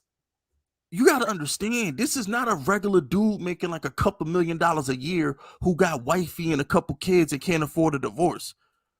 These dudes got generational wealth. Bro, generational wealth. There's husbands tricking on their wife right now, bro. Facts. Like, don't get it twisted, and they're broke. Like, don't get it twisted. They're broke. Yeah, exactly. And they don't get it twisted. You know what I mean? I don't think the money is what I mean. You get more of an attraction to certain type of females, so that's what's proving Terrell's point is that you'll stay away from them if they can't make their own bread or if they can't give you something that's better. But Terrell, let me ask you a question, because every man in this chat, I want a T in the chat if I'm telling the truth. Every man in this chat has a dream woman. I want every man in this chat to close their eyes, pretend they had Deshaun Watson money, and tell me they wouldn't bang every single chick that look like they dream girl. Whether they have a girlfriend or not. Close your eyes and think of the most beautiful woman you could think of. And imagine 10 of them that look just like her want to get with you right now. Who you turning down? Oh no, I'm taking my woman. Shout out, baby. How you doing? I ain't taking my woman. I'm taking the James Harden approach. You signing this wave and we get into the business. No cell phones, no cameras, no microphones. You're gonna sign this wave and you're gonna bend over. Nah, bump. I'm a loyal man. Black men don't cheat, man. I'm good. Yeah. It's only cheating if you get caught. If I ain't get caught, I never cheat. Don't say this, man. It's gonna kill you. Man, black women already hating because only like light-skinned women. So it's like black women, half the black women on the planet already hate me because I only like light-skinned girls. So it's like, I don't know what to tell you. That's another. You know what? We you know what I'm thinking, man? We got to start a real channel, a real off-topic discussion type of channel, and where we can kind of open up the worms here. But right now, it's vibes in here, so we got to keep the brand. We got to keep the brand. You know what I'm saying? Yeah. You know what I'm saying? Look, bro. I'm that dude you hang around in the hood that you might catch a stray because you shook my hand. You might catch a stray bullet. You know I'm definitely that dude. Listen, hey, I tell you that if you come, I ain't even gonna say that. Never mind. We'll talk on the sidebar. We'll talk on the sidebar, of course. I'm just giving y'all gems, man. Like I said, I gotta give y'all these gems. Like somebody gotta tell y'all these things, because a lot of other YouTubers ain't gonna tell you this stuff. I gotta preach to y'all, man. It's why I have this silver tongue. Okay, I'm not letting it go to waste like Joe Judge. All right, Joe Judge let his silver tongue go to waste. I ain't gonna waste my silver tongue. I'm gonna give y'all these jewels. Y'all gonna come back to me like 5 years from now and say, yo, man, if I never heard that Fist podcast, I'd have never learned how to cheat on my wife and pay off the hoe. I'd have never learned. We definitely go into a new subject here. You ain't gonna get me all in trouble. Listen, let's get back on topic. Right, so let's get back on topic real quick. Yeah, you ain't gonna get me in trouble, bro. I'm good. I'm good, bro. So let's get back on topic. Shout out to Slipback. Shout out to Slipback. I worked in law enforcement. They're not dumb. No shorty going to somebody's crib at 3 a.m. to do a back massage. They know it was an escort service going on. Ding, ding, ding, ding, ding. Come on. Yo, thank you, Slickback. This is what I'm trying to tell y'all. If Deshaun Watson was as guilty as people try to make him out to be, he'd be in jail right now, bro. Like, stop. They got R. Kelly. They got Bill Cosby. They went and got him. You're really going to have me dig a little further on this. So I'll tell you this. I won't comment on it just as of right now. I just know with any type of allegations, it's just hard for Mara to pull that trigger. I'm going to be honest with you. To me, in my opinion. You know Somebody what I mean? going to pull it, though. Oh, yeah, but I think Deshaun is Deshaun going to help this team? Yes. Absolutely. Absolutely, hands down. I mean, all joking aside, Deshaun Watson will definitely help this team. How much would you give up for him? If you're talking about a round one, I'm gonna be honest with you, and this is me that was just poking fun at Fish because Fish is my guy and we talk all the time. But if you're giving up both first rounder, then you got to consider that. You got to take a look at that to say, okay, let's see if we can get them in here, and then let's see if we can go deep into the draft to pick up an offensive line, or sign a veteran and see if we can absorb most of these contracts and give them guaranteed money to sign that veteran. We've done it before. The cap's a myth, right? We were negative before, so it can be happy. Thank you. I'm glad you said that. So it can happen again. And about cap space, and I'm like, you're stupid. The cap space is a myth, man. I mean, we were negative before, so you got to think of that option. If they want 2 first rounders, then yeah, you got to kind of think about pulling that trigger. Unfortunately, because let me ask you a question, Eli.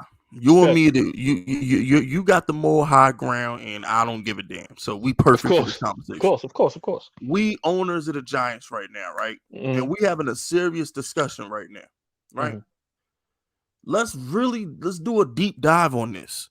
Yeah. Who in the first 7 picks of the draft will help our team more right now and in the future more than Deshaun Watson? Who? Because you're talking about picks. So we got to put name tags on this. So you would ever have Linderbaum than Deshaun Watson? We got to put names to this. No, you take Deshaun Watson. What's his name? The Iwakabu, Kalabunga, whatever his name is, the right tackle that we supposed to get. No, you take Deshaun, bro. That's a no-brainer because you've seen on a professional level at the top of football what Deshaun Watson can do. Correct. So when you look at some of these college guys might not pan out at that high pick. They might not. You mean to tell me, right? Let's say if Odell's draft was all over again, he wouldn't be up there in the top 5. We're not getting him at 13. No way we're getting Odell at 13. Oh, exactly. Exactly. So even when you look at Tom Brady, he was, I think, round 6 or something like that. He would have been number 1 overall. So again, you want to take the guy that's a surefire, and of course Watson will be better than anybody coming out of his draft, especially at the quarterback position. I think you take that. I'm glad you asked that question, Eli. This is why I rock with you, because you get my brain going. Of course, y'all are aware that Deshaun Watson and Mahomes were 2 first-round picks, right? And I don't mean 2 first-round picks individual. I mean 2 first-round picks got traded per player. Houston and Kansas City moved up to get Deshaun and Patrick Mahomes, right? Yeah. Do you think Cleveland and I forgot who Houston, it was Cleveland and somebody else did a trade, right? I forgot who Mahomes went for. I know Houston traded with Cleveland to get Deshaun. I forgot who Kansas City traded with to get Mahomes. But the point I'm trying to make is, do you think those 2 teams could get them 2 first rounders back? You think them 2 teams can get them 2 first rounders back for those quarterbacks? Like, come on, bro. No. It's the franchise quarterback. Everything else falls in place. No, listen, they got what they paid for. You know what I mean? Like, they don't care about that. It worked out for them. You know what I mean? So they don't really care about that per se. You know what I mean? But I'll tell you this though, and the reason why, because a lot of people are saying, you got to fix the line. Yes, you got to fix the offensive line. The offensive line's a top priority. But let me break this down a little bit further. I got cut you off for 1 second because I got a bomb on that nigga real quick. I got a bomb on 2 niggas real quick, but real quick. First dude who need to get bombed on. Hey, yo, LaFleur. Nah, it's too late. You should have slurped Aaron Rodgers last offseason. You know Jordan Love is trash, so now you want to go on press conferences and cry for Aaron Rodgers. Now where was that energy last year? That's the only time I'm ever taking Aaron Rodgers' side on anything. Is now y'all should have slurped him a year ago. Y'all should have slurped him a year ago. He shouldn't have had to threaten to go to jeopardy for y'all to slurp him. It shouldn't have took Jordan Rodgers. What's that rookie name? Jordan whatever. Aaron Jordan, whatever something like that. I is. forget, bro. I forget. Yeah, Jordan Love. It took Jordan Love being yes. a bum for y'all to appreciate Aaron Rodgers. Man, please. And Christian Cologne said something slick in my chat. Where was that? Where was that comment at? Yeah, here we go. Christian Cologne said Watson is $35 million. So we're not about to give our do you are let me calm down. I don't want to bomb on Christian. He a good dude. Christian, I'm gonna say this in my polite voice. You are aware that our fifth overall pick is gonna get $40 million, right? You know that's $40 million guaranteed. Them rookie contracts in the first round are guaranteed, right? So you complaining about 35 for Watson when we just get Andrew Thomas, 35? And he was a fourth pick? Like, what we talking about? You know, we got to take about $60 to $70 million just to pay for our 2 top 10 picks. So you cry about Deshaun Watson money, well, we will save money by trading one of the first round picks. We got to pay them, right? I wouldn't go crazy as far as his cap. You know what I mean? Because again, this is something that you brought up because I was like, man, he's like due $70 million, but I think it was only a fraction of that. But you can always restructure. You can always give guarantee money to make sure that contract works out for your cap. So I'm not really pressed like, he got this money coming in. Like, it can always be worked out, especially if you got a cap guy that's good. You know what I mean? So it'll work out, man. I'm not really too pressed on his contract. And he's worth it. You think Chiefs fans care that Mahomes getting $45 million?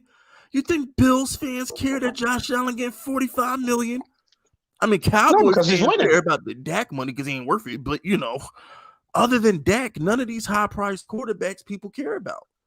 Right. Dak, the only one who you question the contract. Other than Dak, who contract you questioning? None. None. Unless you're talking about Tanny, and I don't think his contract's that big. Yeah, Tanny only getting like 30. Yeah, I don't think his contract's that big. Yeah, so I was like, come on, bro. Like, yo. But Chris, let me ask you this. And I know your answer already, but I just want to do it for the sake because I see the chat going crazy because one person was saying you got to fix the line first. Legitimately, all joking aside, because for the sake of the show, we were arguing back and forth. But all joking aside, you're not fixing that line first for Deshaun Watson? You're not getting at least. Or matter of fact, what would you do with this line the way it is right now? What would you do to fix this line? Like this. Would you fix this line? Go ahead. Here's how I'm going to answer the question. I'm going to answer the question like this, and I think this sums up how I feel about the situation.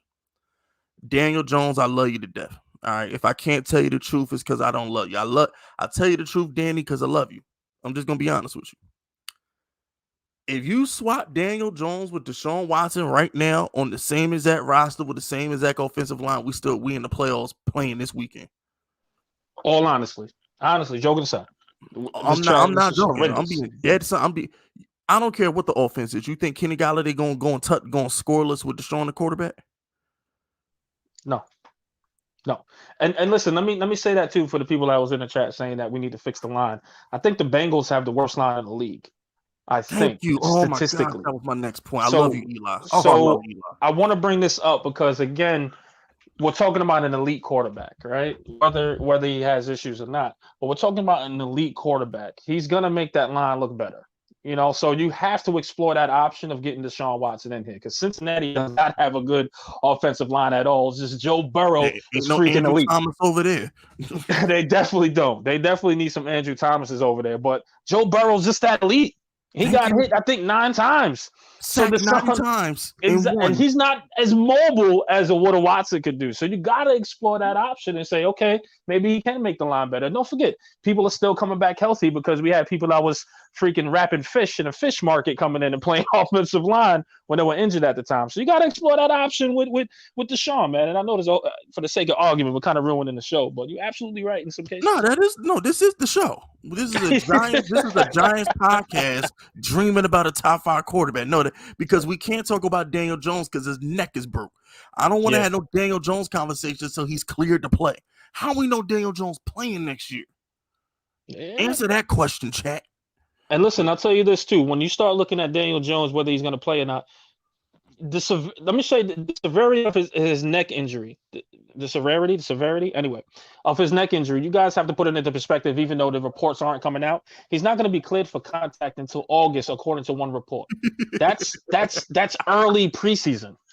That's not he's missing all the training camp. He's missing the entire mini camp with a new offense. with a new offense and a new head coach. He's gonna miss all of training camp with a new offense. Are you nuts?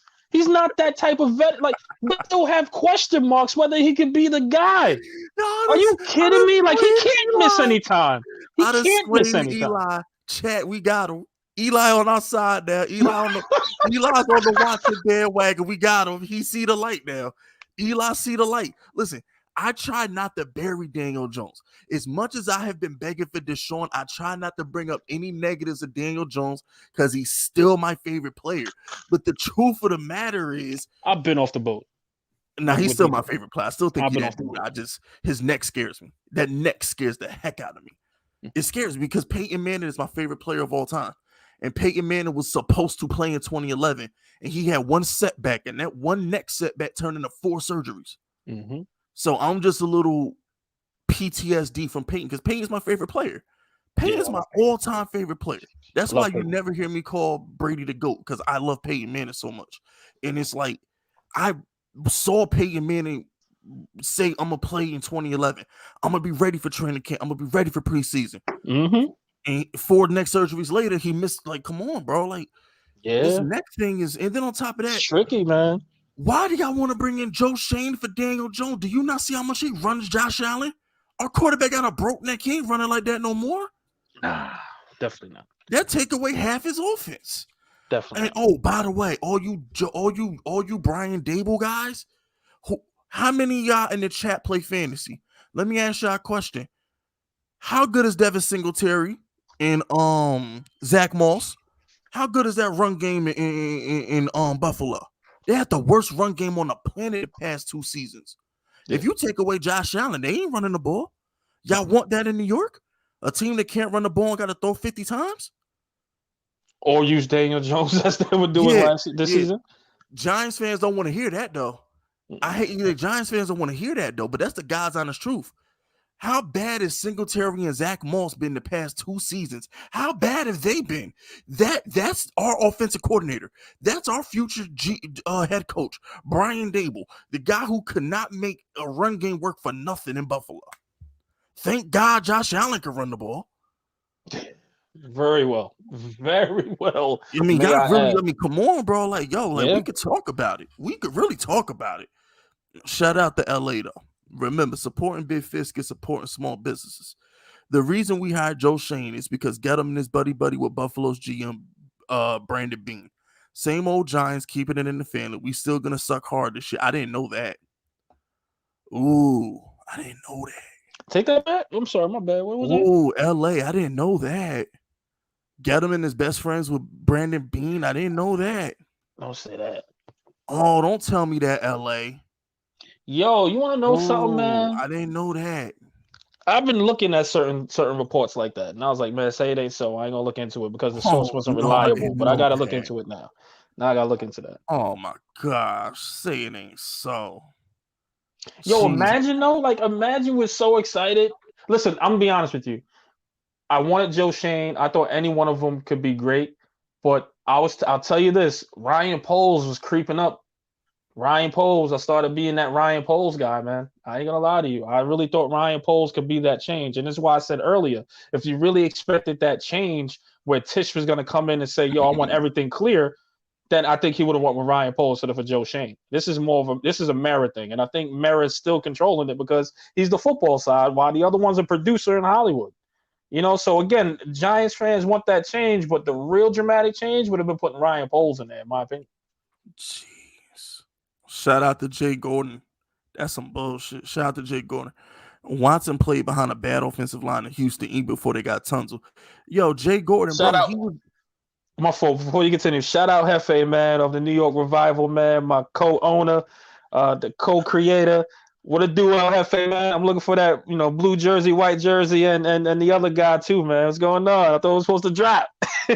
But shout out my guy, Hefe, man. Thank you for checking in. But go ahead, brother. My man Deshaun Watson was beating teams with crack ribs, bro. I ain't got time, bro.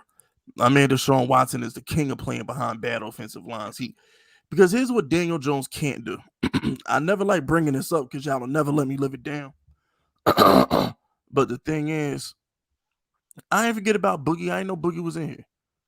Oh, I would troll Boogie, but he'll curse me out, so I'm gonna leave him alone. But what up, Boogie? What was I gonna say? Shout out Boogie. Dang, what was I about to say? See, Boogie made me. Yeah, okay. So Deshaun, right? What Deshaun does and what Josh Allen does is what Daniel Jones has shown me he can't do, which is improvise outside the pocket. All Daniel Jones' great plays come in the pocket. How often do y'all see Daniel Jones like do a 360, run out the pocket, and just do something electrifying? He don't do that. He don't go off script. Now, I don't know if that's a product of the Giants as a whole, not practicing scrambling drills and stuff like that. I don't know. Mm-hmm. But Deshaun is able to play behind a bad line because he's good outside the pocket. He's good at making things happen, like on his feet. That Russell Wilson type stuff, you know what I'm saying? That Josh Allen type stuff, with that Mahomes stuff, where they run out the pocket and they make things happen. I don't know if Daniel Jones can do that. Like Daniel Jones might need a perfect line to make it happen. I know Deshaun, like he don't need all that. Because that's natural. Like, you know what? Like I was thinking of the same thing, especially watching Josh Allen, because everybody compares Daniel Jones to Josh Allen, which is ridiculous. But when you look at it, like he has more pocket awareness. He's more athletic. As far as Josh Allen, he's more athletic, more pocket awareness. Athletic, he has that natural. Come on, bro. He has. And that lateral, the way he moves laterally, he has Stop better making me movement. defend Daniel Jones, bro. I don't want to defend DJ. I'm giving you a reason not to. Josh Allen has more lateral movement, more athletic than Daniel Jones. Daniel Jones don't have that smarts. He doesn't. And that's the one thing. Improviser. He's more athletic than Josh Allen, bro. Like, what makes you say that?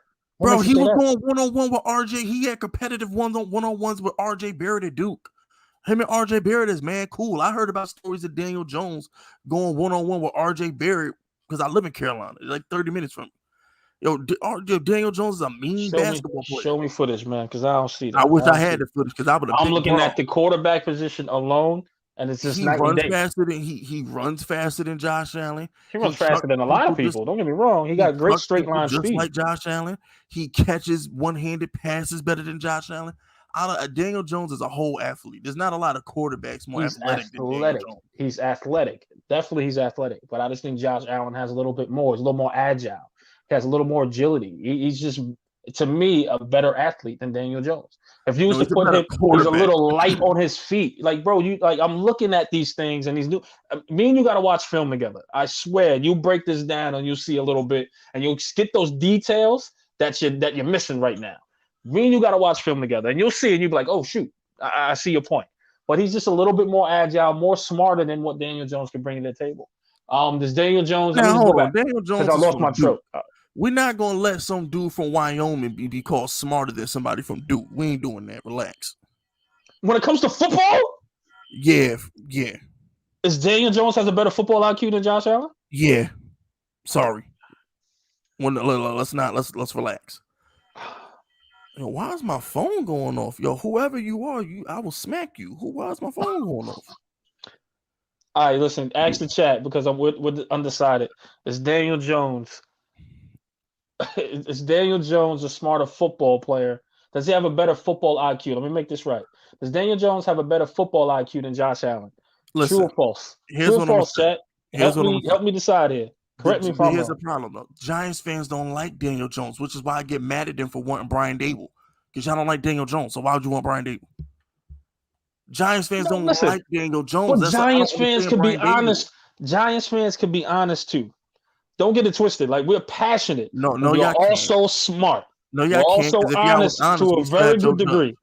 If y'all was honest, we still had Joe Judge, or we would have kept Pat Sherman. Giants fans are an angry mob. We had to get rid of Joe Judge. Joe Judge wasn't the answer.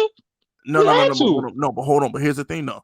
Here's the thing. I'll put it to you this way, and I'm not going to defend Joe Judge because 3rd and 9 is a fireable offense. You have to fire 3rd and 9 sneaks. You have to fire him. That's not what I'm saying.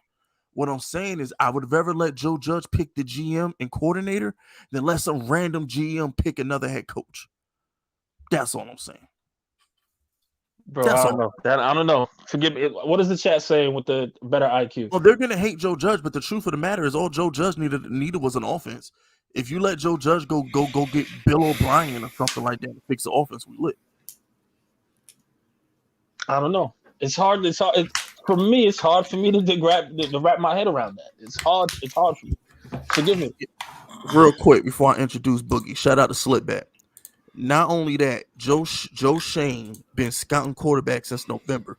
When Mary first talked to him, would you rather have Deshaun or oh my goodness, I try not to bring that up. Yo, and shout out to El Jefe too, because DJ does play dumb and he stares down receivers, can't manipulate the pocket, can't process quick reads. Facts. That's the offense though. That's not him. That's the offense.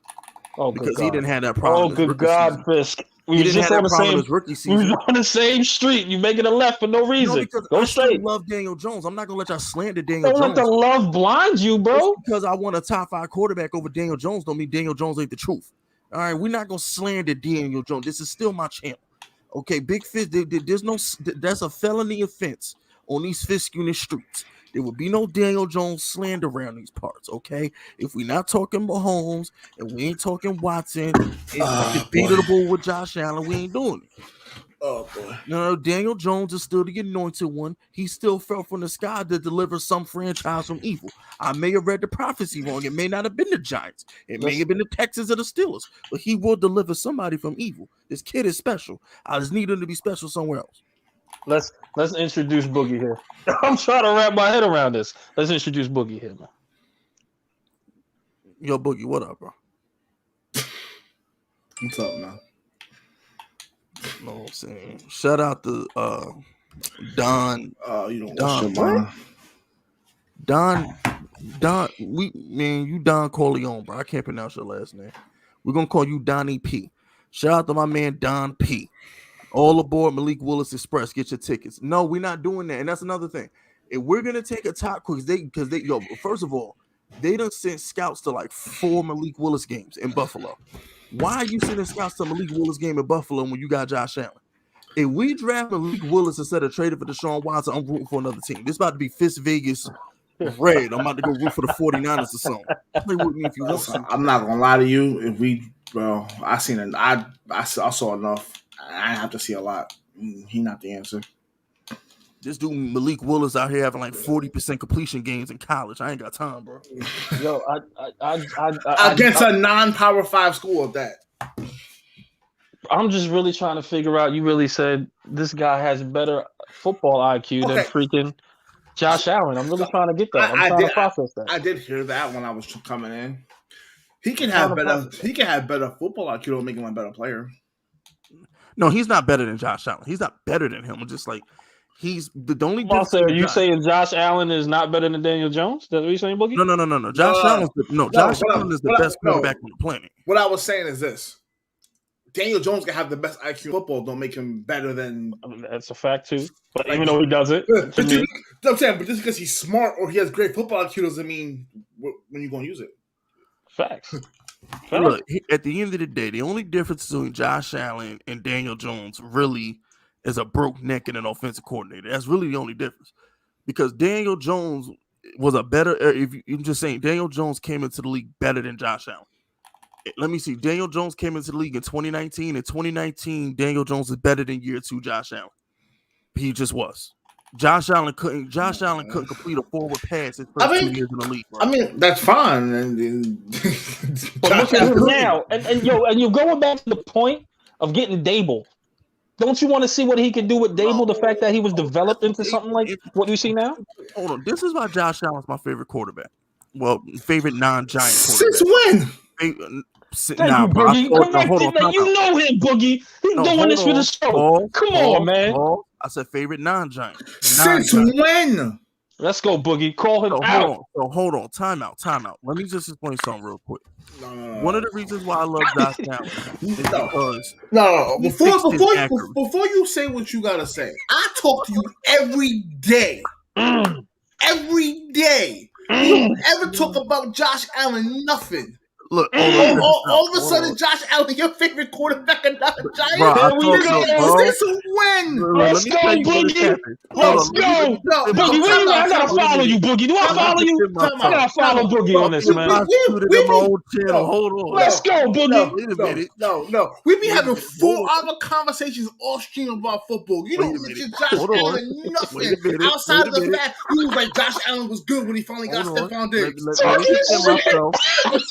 defend myself. Talking I have shit, a retort. Boogie. I have a retort to this. Okay, I have a retort to this. This is when it happened. Okay, I'm What? watching John 57 on Belichick in a playoff game. He did that. Also 2 weeks ago. Yeah. Because I put a video out like a day later saying he's the best quarterback on the planet. I did. I mean, you can go check my general official. I mean, that's fine. He ain't better than the quarterback he just lost to, but it's okay. You a lie. He's better than Mahomes. I'm Okay. taking Josh Allen over Mahomes. You bugging? No, you're not. Yes, I am. Listen, now when Josh, Did I just hear that? listen, when Josh Allen get to an AFC Championship, tell him to holler at me. Bro, if his coordinator had a brain, he was 13 seconds away. Bro, whoa. Wait, hold on. Did you just say Josh Allen's better than Pat Mahomes? Did you just say that? Bro, I said it in my reaction. Josh Allen is the best quarterback walking the planet. Yo, it was nice talking to you. Hey, Boogie, it was nice meeting you, man. I gotta. Hold on. What happened? Wait a minute. Time out. What happened? I gotta run. What happened? What does he do better before you run, Eli? What does he do better than Josh Allen? What does Mahomes do better than Josh Allen? What does he do? Better, more accurate, better arm strength. I don't know. I'm not gonna say arm strength. I definitely can't say that. Why not? Come on, man. Josh Allen. I don't know. Josh Allen. I mean, I don't know, bro. Josh Allen really let that bitch go. I will say that. I ain't never seen Mahomes put 57 on Belichick, bro. That man dropped 57 on God. Belichick. That was it. That was your measuring stick? Yes, that's a great measuring stick. God. Greatest coach of all time put 57 on his head, bro. Oh my God. You act like they got Brady over there or something. I don't care who the quarterback is. He putting up 58 points. My man put up 57. And he's way smarter in the pocket than friggin' Josh. Like he's just a complete quarterback. Can I ask you a question, Fizz? I'm listening. Where's Josh Allen at right now? Oh, come on, Boogie. We can't do that. Oh, no. We're not doing that. That's like saying Jimmy G better than Aaron Rodgers because he's smoking. Can't do that. The Niners are better than the Packers. I'll say that. And I just think the Bills are better than. I just think Josh Allen is better than Mahomes. Okay, so what's their head-to-head record? I think Mahomes is 2-1 on him. No, he beat him in 2 playoff games, and I think Josh Allen beat him in the regular season. So I think it's 2-1 their last 3. I can't remember. What hold more weight? What hold more weight? Look, bro, one guy may have a better team. Payton Manning lost to Tom Brady in 8 years. Come on, man. The Bills had top 5 defense, bro. I'm not trying to hear that shit. And the top 5 defense couldn't guard nobody for 13 seconds. And that's not my fault. Yeah, all I'm saying is I just think Mahomes is just a tad bit overrated when it comes to that. That's all. All right, well, he's been to 4 AFC championships. How about that? What you want to cook? What you want to red and on? What you want to orange? So results don't matter. Results do, man. He only got 1 ring. You got he got 4 rings. He got 1 more than Josh Allen. He been to 3 more AFC championships than Josh Allen. Wait a minute. Hold on. Time out. I ain't got to talk no more. Boogie, man. Do your thing. Go ahead, man. Boogie. Okay, Boogie. You really want to take it there? So Brady's the best quarterback on the planet, then, right? I've been told you that. So Brady's better than Mahomes, Rodgers, Josh Allen, all that, right? So Brady's still top dog because he's still playing, right? Because if we're only going by results, then Brady's the man. Then I told you that came off the Payton train. We had this conversation. No. This ain't about Payton Manning. This is about that's what I'm saying. 2 active plays. This is about 2022 currently. What I am saying to you, came off the train. Like Fist. Listen, no. Hold on. Go ahead. Bro, Brady's the GOAT. We already talked about this. So Tom Brady's the best quarterback in the NFL right now, 2022. I didn't say that. I say it's the GOAT. So why is Mahomes better than Josh Allen then? Because he's done more. Okay, so why is Tom Brady the best quarterback on the planet then? Why? I mean, he's still top 5. Moving on to the Super. He's still top 5. Like no. He's the most accomplished player on the planet. He's the best. Okay, fine. We can do that. So we both win. I'll concede Mahomes if you concede Brady. We both win. There we go. Shout out to you. You get so butthurt. That's crazy. When somebody challenge him, bro, he gets so butthurt when somebody challenge him. No, you just told me that Mahomes is only better than Allen. You're moving the goalposts a little bit there, Fisk. How am I moving up goalposts? He just brought up 4 title games in a Super Bowl. I can't bring up 7 Super Bowls. He brought up. Here's the thing, though, and correct me if I'm wrong. He's just saying that Josh Allen, the reason why he's saying he wants to get to the NFC Championship game, because Josh Allen hasn't done anything just yet. He hasn't been performing to that big stage as of yet. So, yes, that's his measuring stick for him. I agree. And that's fair. And I'm going to humble myself and say Boogie is right. This is a result-based business. And the last couple times, my man Brady ran into Mahomes, he put him in his place. Put him over his knee and spanked him with a paddle. Super Bowl, AFC Championship. But Mahomes is still better than Josh Allen. That's fine. Okay, that's fine. And Brady can be better than Mahomes. That's fine. And Brady. Okay, so there we go. That's all I want. That's all I wanted. So if we're going by, that's results, what you. Whoa. Did I miss that? Forgive me. I'm sorry. I don't know. I was zoning out for a second. Forgive me. Me and Boogie do. All right. So here's the thing, Eli. Me and Boogie. We hate when people pick and choose what matters. That's so fine. What just happened is two like best friends just had an argument that y'all didn't understand. What me and Boogie just had an argument about is what matters.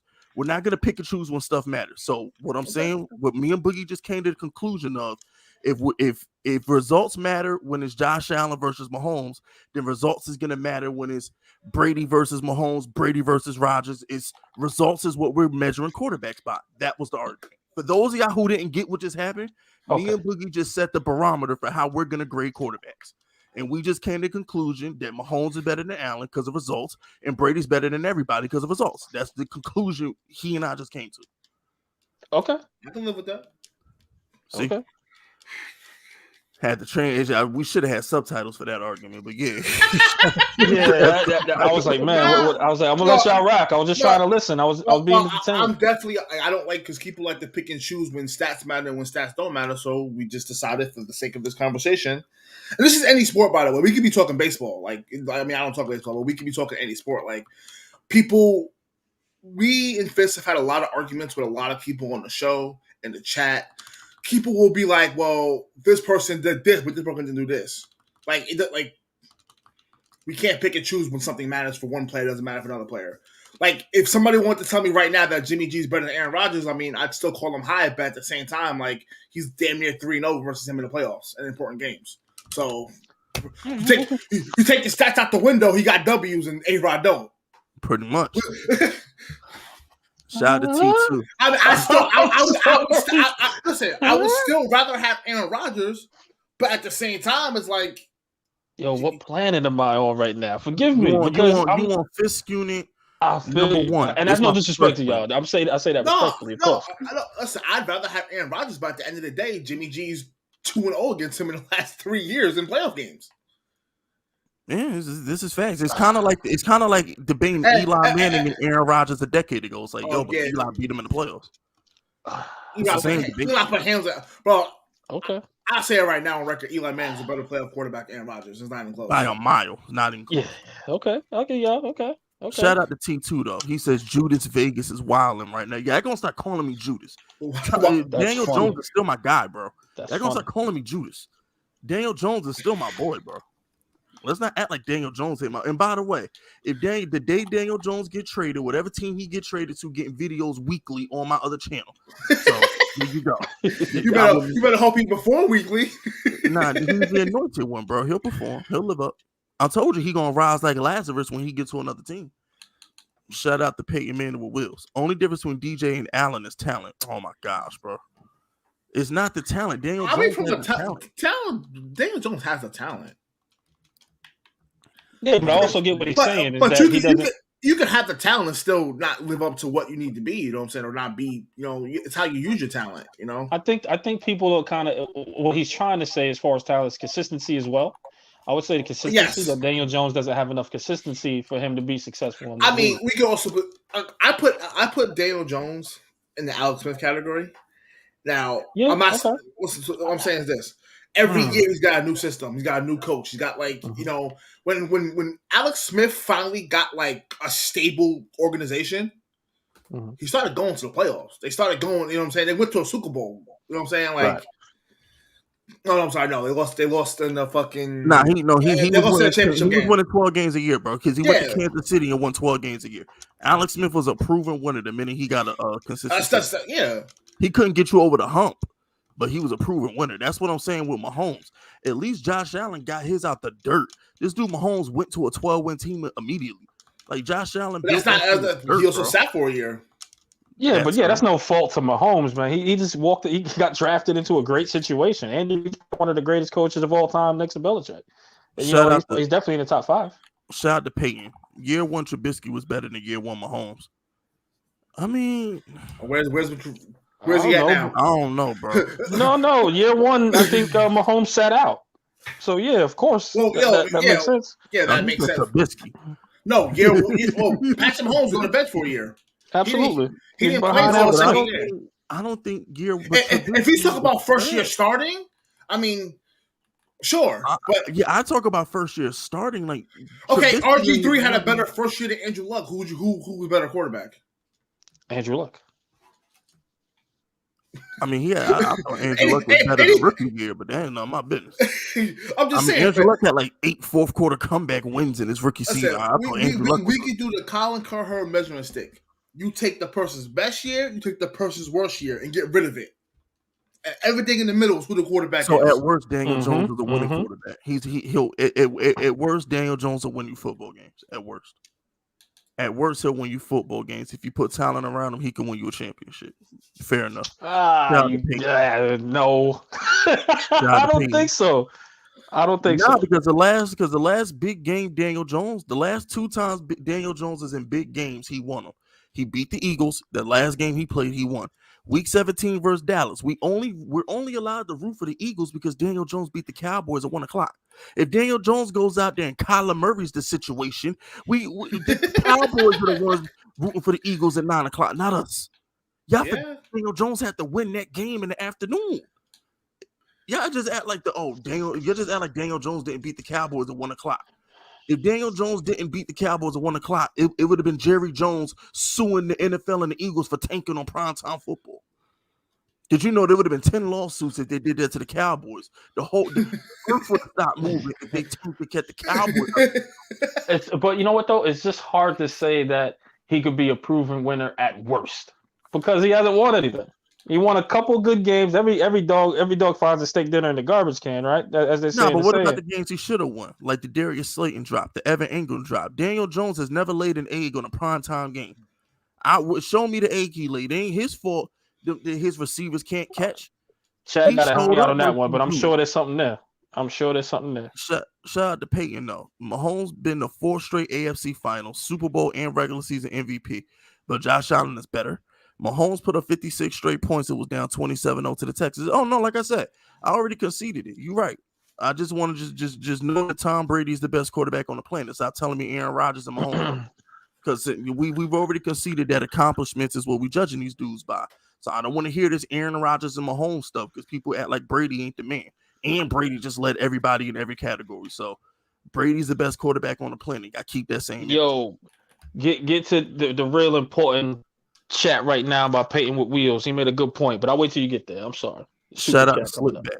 So we taking Jokic over LeBron now, Fist? No. No. What? Jokic ain't accomplished more than LeBron. If we going on that measurement, that's not even a conversation. Nah, I think he was trying to say because of Jokic's recent MVP season. Mahomes ain't accomplished nowhere near as much as LeBron. That's a bad. the real comp would have been no. What he's trying to say is, so I'm gonna take Jokic over. No, that's like me taking Josh Allen over Mahomes is like taking Embiid over Giannis. That's basically what he's saying. It's like taking Embiid or Luka over Giannis. I don't know. I'm a nerd. I'm a nerd when it comes to certain sports. I can't compare the two because basketball is more. You can individually change the game. Look at Jordan, right? Because you can impact both sides of the floor. I'm just talking about the accomplishment. I'm talking about like if you want to compare Mahomes to an NBA player, it would be Giannis. LeBron is the Brady. The new dude putting in the work is Giannis. He's been the 2-3 MVPs. Oh yeah. He's been I see that now. Maybe the names were off. Okay. It's more of a apples to apples comparison with Mahomes and Watson over the past 5 years. Is what I'm saying. Copy that. And then you got the Embiid guy who people think is better than Giannis, but he ain't won nothing yet. You know what I'm saying? Yeah, copy. That's I think that's what I was trying to say. But let me catch up with the super chats. Shout out to Payton with I already read that one. Shout out, I already read Slipback. Shout out to Payton with Wills again. He says Curry 3-1 versus LeBron. Curry had a LeBron. No, They are 1-1 at best. At best, At yeah, because them was best. KD rings. Them KD Let's stop. rings. The fuck out of here. Here Here they go. See? Here they go. Yeah. See, them KD rings Okay, right there. so let me clarify this, because now we're getting out of hand. Yes, All right. yes. See what you started. When we picking and choosing what matters, like, you have to be the man. Like, right now, Josh Allen and Mahomes are the men of their team. The team goes as far as they go. Period. Mm-hmm. All right. Steph Curry is performed terrible in the NBA Finals. Yeah, Andre Iguodala got an MVP over him. What are we talking about? Oh, and by the way, and another reason why I'm never going to debate Boogie in this argument is because that's why my Peyton Manning is better than Brady argument. Because they played in 4 AFC championship games. Peyton beat them 3 times on 2 different franchises. Mm-hmm. So when it was head-to-head, Manning versus Brady, they're both in their prime. Manning owned them. You can't argue that. He owned them. You can't rewrite history. I know Brady played longer, out of sight, out of mind for Peyton, but when they were both in their prime, Peyton owned that guy in the playoffs, at least. Shout out to Peyton with wheels. Takeaway. It's kind of like, you know what, Boogie? I was wrong. Because Mahomes and Josh Allen is kind of looking like Manning versus Brady right now. Because Peyton will own them in the playoffs. And then Brady would just beat Peyton in the regular season. But come playoff time, them AFC championship games, Peyton would just beat them. But shout out to Peyton with wheels. Take away DJ best and worst year, you get 11-10. Bro, and guess what? Take Daniel Jones off the Giants, you get negative 11 passing yards. How about that? How about that? Shout out to Peyton with wheels. Daniel Jones threw 2 picks versus Tampa last year. I don't even think A-Rod could be on this team and this team have a winning record the way this team was coached this year. Seriously. That offense is probably the worst offense I've seen in football ever.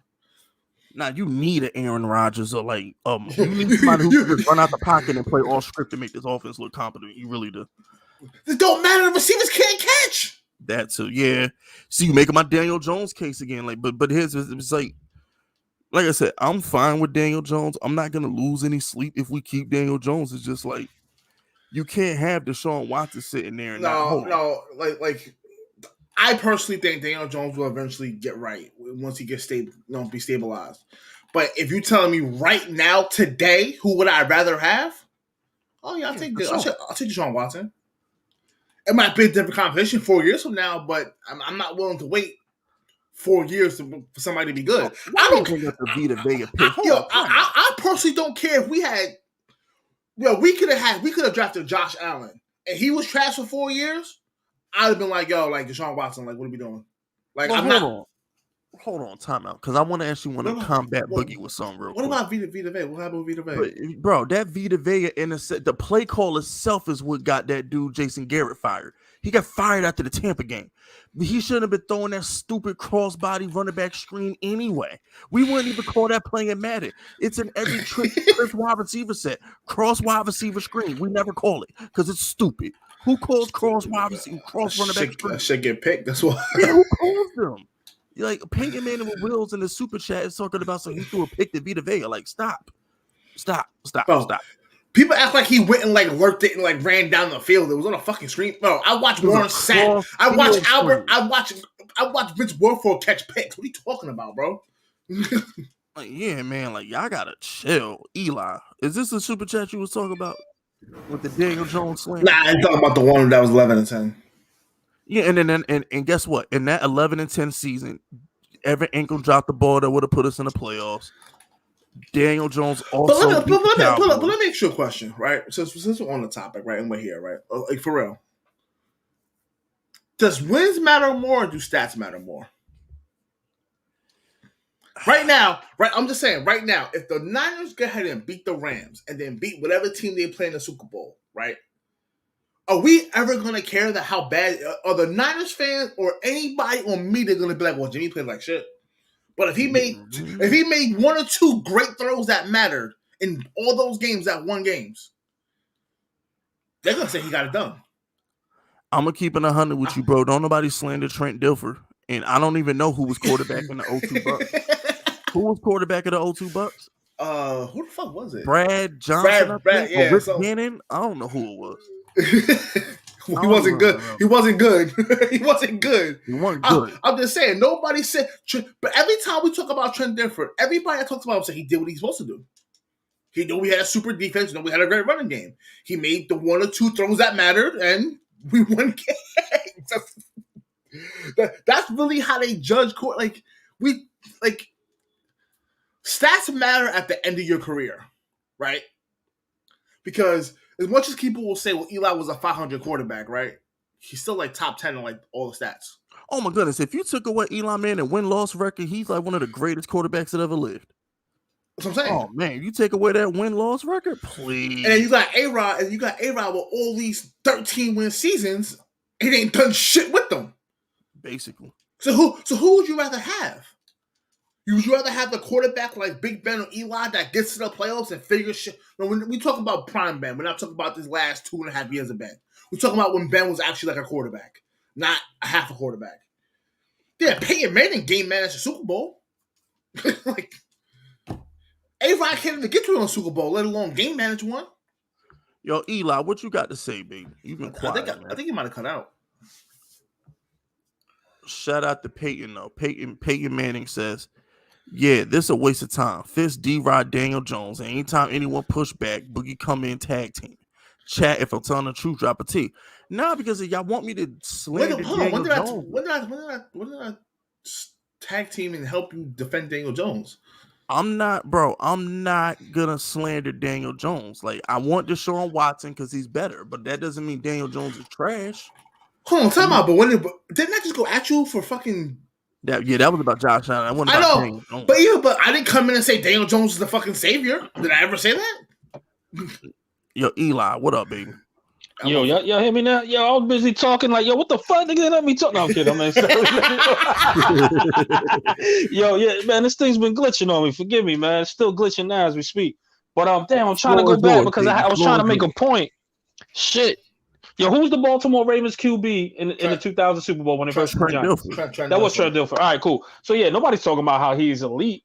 And this to say too, Eli Manning in that record, I don't go by records, man. I don't. Because like you said, Aaron Rodgers then definitely should be the best of the world when it comes to win-loss, right? It's a team sport.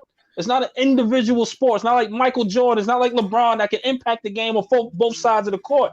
It's not. So that win-loss should be thrown out the window because I hear a lot of fans talking about, man, that win-loss of Eli is not going to get him in the Hall of Fame. Right, no, I don't believe that. I'm going to give you a tiny bit of pushback.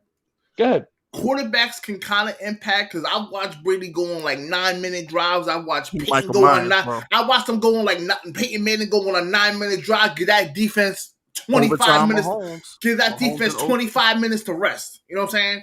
And now it's not as a bigger impact as like a sport like basketball where literally you can play the whole game and be on both sides. But quarterbacks can make a little impact on defenses.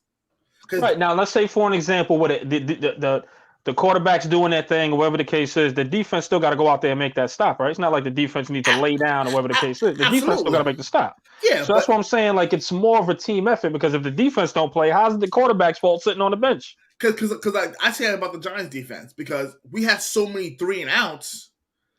Like eventually the Giants defense gonna give up something, right? No matter what defense, we can put the 2,000 Ravens on the field. If your offense ain't moving the ball and having at least a couple of first downs, you're going to get tired eventually. Eventually, somebody's going to give up something. Right. Hold on, time out. He only won the NFC South 6 times in 15 years? Who's that? Get out of town. Who's that? Sean Payton. I like that's nuts. Bro, so he had. But you got to think about it. Didn't Cam win twice? Didn't the Bucks win a couple once or twice? But hold on. He had 09. 17, 18, 19, and 2020. That's 5. I want to say he won the division in 2011 because that was the year Drew Brees had the 5,600 yard. Oh wow, that is the only time he won the division. Wow. Oh shit. He won in 09 when they won the Super Bowl. He won in 2011 when Brees had that year, and then he won 4 straight times before this. Oh wow. Let me ask y'all this: Does New Orleans' job more enticing than the New York Giants at this point? Now? No. At least we got Daniel Jones. Who they got? Taysom Hill. Taysom Hill, and I think Jameis might be coming back. And but you gotta think about it, right? That team is crazy money over the cap. Right. Now, who's their offensive? That's another thing with the cap. But go ahead. Who's their offensive coordinator? What's the future of the worst case scenario, right? Like, listen, you don't like Daniel Jones? We got a number 5th and number 7th pick. We could do something, make something. Call A-Rod, call Russell, call Watson. Like, we have more ways to actually get the quarterback you want if, like, you don't want Daniel Jones for shits and giggles. You know what I'm saying? What do the Saints have? What are they trading and getting a quarterback? If Jameis Winston decide, listen, I want $25 million, I'm not playing for y'all. Y'all gonna start Taysom Hill or Trevor Siemian 16 games? That's why they're not in the playoffs now because of that. I already know and they already have a head coach. They already have a head coach though. Dennis Allen? Yes, they're just interview a black guy to satisfy the Rooney Rule, but they're gonna give that to Dennis Allen. He's the best defensive coordinator in the league right now. They're gonna give it to Dennis Allen. He's the guy who shut out Brady. They're giving that to Dennis Allen. They're gonna they'll interview a black dude for the Rooney Rule. You still give me Brian Flores over him, but I'll take it. I understand. Yeah, that's a toss up. I just think Brian Flores is Brian Flores don't got Sean Payton calling plays on offense, so his defense be looking kind of suspect sometimes when the offense don't move the ball for 3 quarters. Yeah, I got into an argument with Alex from what you call Eli Racks. Know who I'm talking about? Alex ESM or something like that on Twitter. Because I was gonna say, I don't follow dudes on Twitter, so or watch anybody videos. Yeah, Alex ESM. Yes, I know who he is. Yeah. Nah, because he was talking spicy about this Brian Daboll crap, and my whole thing is just like, bro, like you're not gonna sit here slander Byron Leftwich and say that he should wait till next year, but want to say. By the way, shout out Alex Wilson. My bad. Shout out Alex Wilson. Let me say. But want to tell me Brian Daboll is good enough to coach now? Like, there's no way. Well, bro, he's not proven. Like at the end of the day, like Brian Flores has had 2 winning seasons with the Dolphins, essentially. Oh no. We were just talking about rookie. No, we talk about rookie offensive coordinator coaches. Like, because my thing was, how can you interview Brian Daboll and not interview Bieniemy and Byron Leftwich? That makes no sense to me. You act like Brian Daboll has the greatest offense ever when even before Tom Brady got to Tampa, Jameis led the league in passing and touchdowns. Yeah, but I'm saying, but that's So I've never seen Daboll play without Josh Allen. I've seen Byron Leftwich coach without Brady. Hell, I see Sean McVay make Jared Goff look like a fucking MVP and another quarterback. Thing, Byron Leftwich had the best offense in the NFL this year. Who led the league in passing? Brady. Who had the most touchdowns? Brady. That's Byron Leftwich offense. So what we talking about? No, don't clarify that. That's Bruce Arians' offense with Brian Leftwich play calling. Yeah, fair enough, but it's the same thing with Shanahan. All McVay is Shanahan offense. All LaFleur is freaking Shanahan. Yeah. but you get what I'm trying to say. I just think that the same thing with Bieniemy. Bieniemy, Mahomes. Y'all just told me Mahomes is better than Allen, right? Well, who's been Mahomes' offensive coordinator for 5 years? It's been Bieniemy. So y'all can't sit here and tell me that Brian Daboll is the best offensive coordinator on the market right now. I will say this. Tell me that. No, I believe you. I'm with you on that. Because I'll say this. That works for every coach except for whoever's coaching Peyton Manning. Yeah, because Adam Gase was terrible. That's a fact. Well, also Peyton Manning, he calls on plays. Let me say this too, because there's someone that was on my Twitter, man, that was giving me hell, and I was like, I don't know what you want me to say. But when I said, hey, just throwing it out there as far as Bieniemy, Daboll, and I was like, yo, Bieniemy's a good candidate too. And they were like, well, he did this, or I don't even know what he did. I think he did something illegal, and they swept it under the rug. I would never hire Andy Reid disciple. But here's this, though. But as far as Bieniemy's concerned, and I'm going to go back to the Watson thing, because Giants fans was giving me hell about what Bieniemy did, and here now we're asking for Watson. And I'm sure if I get that same, because he unfollowed me, or whoever that person was, I've returned the favor. Thank you for that. He can't be important if you don't remember his name. I got a rule about that. If I don't remember your name, you ain't important. I'm sorry. Let me ask you a question. Does he have a picture on his No, of course not. Yeah. So you already know about. Yeah, exactly. If I don't remember your name, you're not important. I'm sorry. All right, so yeah, but again, it's just like, man, you got that one Giants fan now bring up somebody's dirt, and then we're asking for Watson. It's just like, man, I don't know. But anyway, that's another thing. Watson is not going to. People act like Watson about to go to jail. It's going to get settled. He's going to get suspended 4 games, and let's go. No, but the thing is, the NFL already said they're not suspending him because they put him on the exempt list last year. So they said they're not going to suspend You know, him because if time anybody watched The Last Dance, right? If anybody watched I'm not saying this is true, but if anybody watched The Last Dance, we know, like there's a lot of stories talking about, well, Jordan only retired because that was like a suspension without being a suspension. Right. I heard that. You know what I'm saying? So yeah. Being on this is basically Watson not playing this year and getting paid was basically we're suspending you without. You know what I'm saying? And that's the thing too. Y'all got to remember the Dolphins were gonna pull the trigger on him, During but the the owner season. stepped in. The owner stepped in and said, "I want to keep Tua." He could have played Deshaun if Deshaun Watson wanted to play. He could have played. He could have played. Yeah, people are sitting here acting like, "Yo, like, bro." What I'm trying to get y'all to understand is somebody's gonna get this kid for a bargain. And I'm gonna be sick because it might not be us. I'm gonna be sick. We out here scouting Malik Willis when we could just trade that 5th pick for freaking Deshaun. I'm getting sick. Because guess what, Giants fans? If they're scouting Malik Willis, right? Let me put this in context. And Eli, I think you'll agree with this. Mm-hmm. If we're scouting Malik Willis and Joe Shane and Daboll want Malik Willis, that's our 5th pick because he won't get past Carolina because Carolina need a quarterback. So if the Giants really want Malik Willis, that's our 5th pick. So y'all would rather have Malik Willis over Watson? Hell no. Watson is 26, right? Hell no. And the way quarterbacks are playing, the way, LeBron setting this trend about spending money on your body and staying healthy, and Brady with the Brady method, playing as a top 5 quarterback at 44. Deshaun is 26. Hey, yo, Rhodes, the Steelers had a rapist quarterback for 17 years. What you mean? And if that said rapist, if that alleged rapist can still throw past 10 yards, he'd still be playing. So what are you talking about? You mean even Kobe? Not for nothing. Even Kobe had a case. I love God rest Kobe. But shout out Kobe Floyd Samuels. That's a fact, bro. No one said they wanted Wills over Watson. So yeah. No. I didn't say I said that. What I was trying to say to y'all is, Buffalo sent their scouts to four Malik Willis's games last year. Shane and Daboll like Malik Willis. So what I'm saying is, if these dudes fall in love with Malik Willis over the next 2 months, that's our 5th pick because he's not gonna get past Carolina at 6. Yeah, that's what I'm trying to say. So if they fall in love with Malik Willis over the next 2 months, God, I hope, pray to God they don't. But if they fall in love with Malik Willis over the next 2 months, Giants fans, that's our 5th pick, right? Oh God! But then you have to trade Daniel Jones anyway. Like just like you might as well just trade Daniel Jones in the 5th pick to the Texans for freaking Watson. I got a news for you. I would. That's an easy one, right? If that is the case, though, I don't know. But we'll see. Here's another thing. Let me not to cut y'all off, but let me drop another bomb on y'all right quick. Nobody's talking about this because I haven't done the video on it. So if any of these little Giants YouTubers beat me to the punch, you know where it came from. You are aware that Daniel Jones is up out of here anyway because we're supposed to be drafting a Cincinnati quarterback in the 2nd round. And Joe Shane has already said he's bringing in competition for Daniel Jones. That competition is going to probably come from Cincinnati, that quarterback from Cincinnati.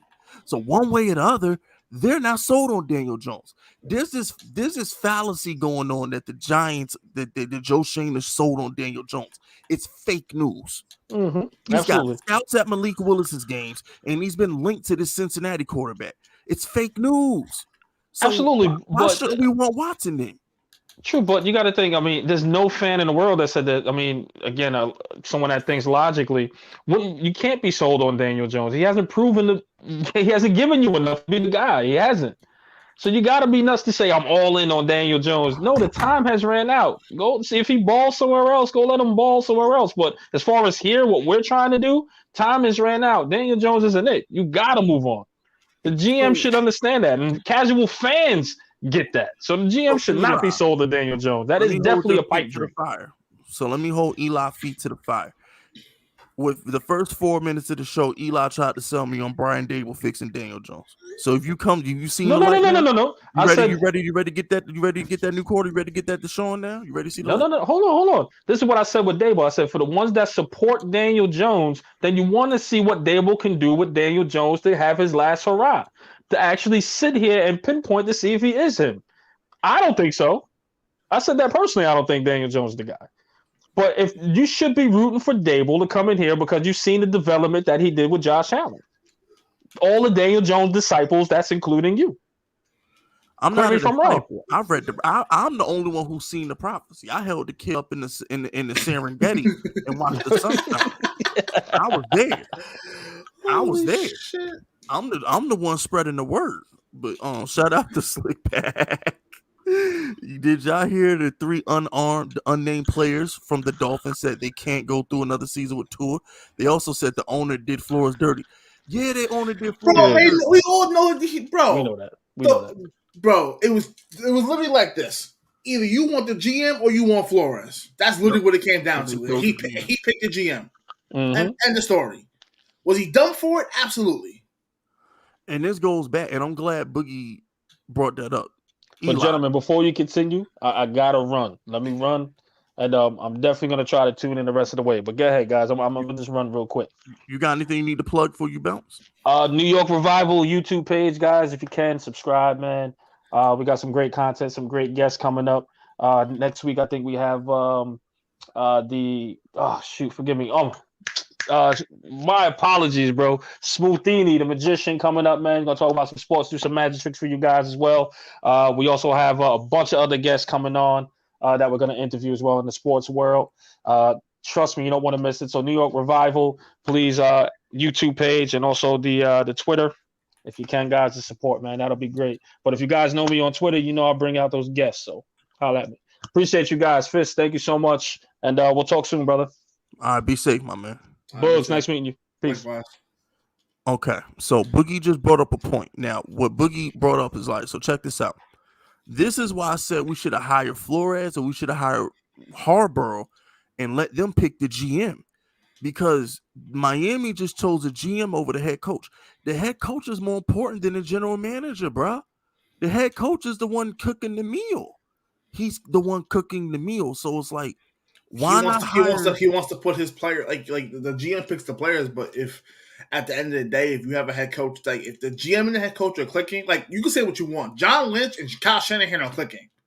And guess who hired John Lynch? The only thing they did wrong was get suckered and taking Trey Lance. That's the only thing they did wrong. Yeah, but the thing is, Shanahan hired Lynch. Andy Reid hired Dorsey, and he hired their current general manager. Belichick hires their GM. When you have a great head coach, they hire the general manager.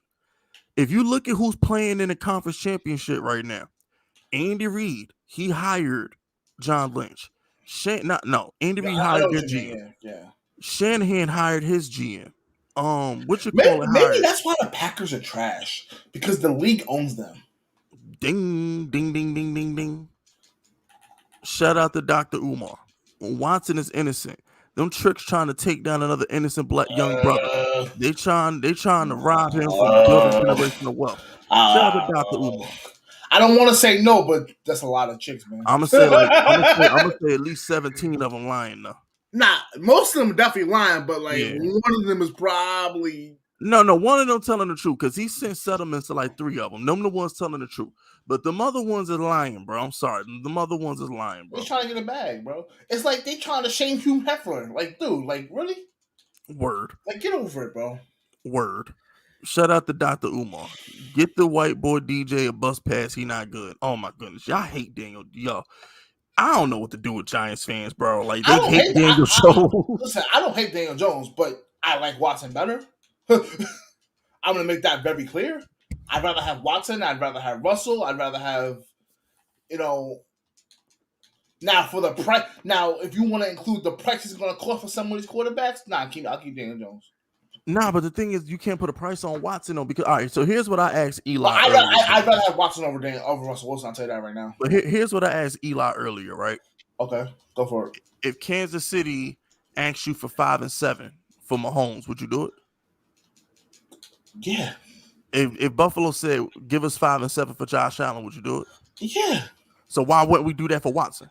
I didn't say I would do that for Watson. Well, I'm saying I wouldn't do that for Russell though. Oh no. The point I'm trying to make is because of his age and where he's at. Yeah, but the point I'm trying to make is there's no price. No, there's no price for a franchise quarterback because at the end of the day, exactly. I mean, if we offer Kansas City or Buffalo our entire 2022 draft board, every pick we have in 2022, Yeah, they still turn us down for them quarterbacks. Yeah. There's not a price high enough for a top 5 quarterback. I hate when people say if the price is right. No, there's no such thing. Well, it depends on for the quarterback though, because are we gonna put a price on? If somebody was talking about Jimmy G, we gonna put a price on that? No, that's different. No, we're talking top 5. No. We're Okay. talking about that dude. No, we're talking about that dude, like Joe Burrow. Like, if you wouldn't give up any amount of picks for Joe Burrow right now, like, come on, man. Like, we're talking about that. My man got sacked 9 times and find a way to win a game. It's still one. Justin Herbert right now. Who wouldn't give 3 or 4 first rounders for Justin Herbert right now? So it's like you can't. Justin Herbert kind of choking in big games. I don't know. Nah, he ain't, bro. He threw 400 in that Raider game. That ain't his fault. I don't know, bro. He converted like 10 straight fourth downs. I ain't got time, bro. Nah, my man Herbert did his thing. He converted like 4 straight, like 10 straight fourth downs, bro. Because you know my man Brandon, what's his name out there in LA? He be playing Madden. I forget the head coach of the Chargers, but that dude be going Brandley Stanley. Yeah, yes. He go for it on 4th down on his own 25, like he playing Madden or something. I'm like, yo, bro, I can't even be mad, if you can't stop a team in possessions, Matt, bro, I truly believe. If I was a head coach, I'm gonna say this. If I believe in my defense, right, once we cross the 50, 4th and 5 or less, we're going for it. I agree. 4th, unless we're in field goal range, and I'll tell you this. 4th and 2 in field goal range, we're going. You tell me right now, I got Travis Kelce, Tyreek Hill, Stephon Diggs, Chase. I got all these weapons. I got Derrick Henry. We going for it. I'm saying I got Jonathan Taylor. We going for it. I don't know. Derrick Henry got stuffed up over inches. I don't know, bro. Yeah, that was bad. I get my point, though. I get your regular point. Season Henry would have got that though. Regular season Henry might have got it though. I don't know about playoff Henry. Regular season Henry might have got it though. I don't know. Playoff Henry, he ain't the same. He loses powers in the playoffs, but like he definitely lost his powers, bro. My thing with Giants fans is just like you can't. There's not a Giants fan watching the playoffs right now that doesn't dream of having a top 5 quarterback. Hey, not for nothing, bro. Not for nothing. Right. Why do y'all want these other quarterbacks? There's no way y'all telling me y'all sat there and watched film and want like some Malik Willis or this dude. Like there's no way you telling me this. Yeah. They're nuts, bro. Like at least we can say we went about Trevor Lawrence. We know he was popping in college at least. Like he was popping in college. Like Giants fans want to end up like the Jets and the Jets and the 49ers. Every 3 years. Yeah, because Zach Wilson, like, really, like, come on, like, why y'all want to end up like that? I don't want to end up with a Zach Wilson or a Trey Lance. That's all Malik Willis is. Is another Zach Wilson. He's a quarterback that's just gonna get you by. He ain't doing no more. He ain't doing no less. Like, come on, man. Like, all I'm saying. You really want somebody in the Jimmy G category? You can't put a price on top 5 quarterback. So all these dudes out here who like. You know what it is, Boogie? Deshaun ain't played in a year. So, like, people forget how Jamar Chase ain't playing in a year. You dropped a couple balls. I'm talking about perception. I know, I'm just saying. Deshaun a year ago. People killed me for criticizing Deshaun a year ago. A year ago, people. Well, you were saying he didn't get it done. Criticizing him. I get it. He blew leads. Because he won 4 games. He led the league in passing, but he won 4 games. So my whole thing was just like, what changed? Like, Joe Burrow, y'all really think Joe Burrow better than Watson? Like, y'all think Josh Allen better than Watson? Like, Watson beat Josh Allen in a playoff game a year ago. What are we talking about? He was up 25 points on Mahomes, man. Yeah, like Watson. His coach got in the way and started playing like a little bitch. Yeah, Bill O'Brien was definitely. You have to go 4-4-1, but I don't care, bro. Like there's no way you can have a top 5, bro. Andy Reid, A-Rod would have looked at his coach like, you really didn't go 4-4-1, and I'm at quarterback. Oh my gosh, bro! I can't. Oh my gosh! Shout out to Slipback. Nah, Fitz, you're wrong. There are a lot of old school Giants fans who don't want an elite quarterback. All them old school Giants dudes just want to run the ball. Yeah, he's right. There's a lot of Giants fans that are more concerned with building the roster. Well, I'm sorry that we're not in 1945 and we're in 2022. Yeah. Like at the end of the day, like we watched the Bengals take a receiver over a tackle, knowing they had a bad offensive line. And look where they're at, and look where the lines are. Let that sink in. Their quarterback he got sacked 9 times. At the end of the day, they made the plays that matter to win the game. Oh, but Bookie, guess who the game-winning pass went to? The pass that got them in field goal range went to none other than Jamar Chase. So it's like y'all sit here, y'all talk about, yo, man, we need to fix the offensive line. We need to fix the offensive line, but doesn't mean you need the best offensive lineman to do that. You need a comparable offensive line. You need a top 5 left tackle to make sure your quarterback's blind side is taken care of. So we already took care of that with Andrew Thomas. We already took care of that part. Everything else, you can really make it fall in line. We just drafted that many bad offensive linemen. That's the problem. Joe Burrow is my spirit animal. Every time I bring up traded for a quarterback, and Giants fans say we need an offensive line, I'm gonna bring up Joe Burrow. He's my spirit animal. And Joe Burrow ain't like no super mobile quarterback either. He no can more, move because he had the ACL injury, so he ain't no mobile quarterback no more. I mean, but even then, Deshaun Watson with ACL is more mobile than Burrow is. Burrow's really he's like Matt Ryan. He can move a little bit, but like he ain't doing no. You don't fear him moving it that much. Pretty much. You know what I'm saying? You don't fear Aaron Rodgers moving that much. Aaron Rodgers has good feet in the pocket, but the second you see a Cam Newton or the Deshaun Watson or Lamar Jackson take off, you're like, bro, fuck. All Josh Allen is an accurate Cam Newton. That's it. If you look, I put it this way. You sure you want to talk about this? So you just beating up Josh Allen? I'm keeping 100 with you. If you gave Cam Newton, Stephon Diggs, and the offensive coordinator, that's Josh Allen. There you go. He's MVP Cam Newton. Basically, Josh Allen ain't nothing but MVP Cam Newton. That was Greg Olsen. Greg Olsen was his Stephon Diggs. Which is sad because he's a tight end so much. Yeah, so my whole point is just like, there you go. That's all Josh Allen is what Cam Newton should have been if he had an offensive coordinator and some wide receivers. But shut out the slip back. How you watch the Chiefs and Bills and not one elite quarterback? That's all exactly. I don't know who. If you don't have it, listen. At the end of the day, listen. If it wasn't snowing in Lambeau, right? Let's just say it was perfect weather, and A-Rod they were actually moving the ball and scoring points, right? Would Jimmy G really be able to keep up? Nope. You know, we can say we won about Jared Goff. Jared Goff went head to head with Mahomes and put up 50 with him. Yeah, Jared Goff. You know, Jared Goff is like, damn, Daniel Jones might be Jared Goff. Fuck. You know, he can rise the occasion. He just not consistent, you know. But yeah, I'm gonna let me leave that alone. I'm having bad. I get bad vibes from that one. Be careful what you say going forward. I had to think about that one for a second. But shout out to Slipback. Problem is, 4 years of Dave Gettleman got Giants fans scared. Dave Gettleman wasted hella picks and forgot that a GM with a brain cell could build an offensive line with late round picks. Yeah, you can't. No. You can build. Listen, every year there's a couple players that are drafted in the 3rd, 4th, 5th, 6th round that end up becoming all Pro Bowl players. You have to know how to scout. You have to know what you're looking for. And also, not only that, it's your job to put a staff together that can develop players.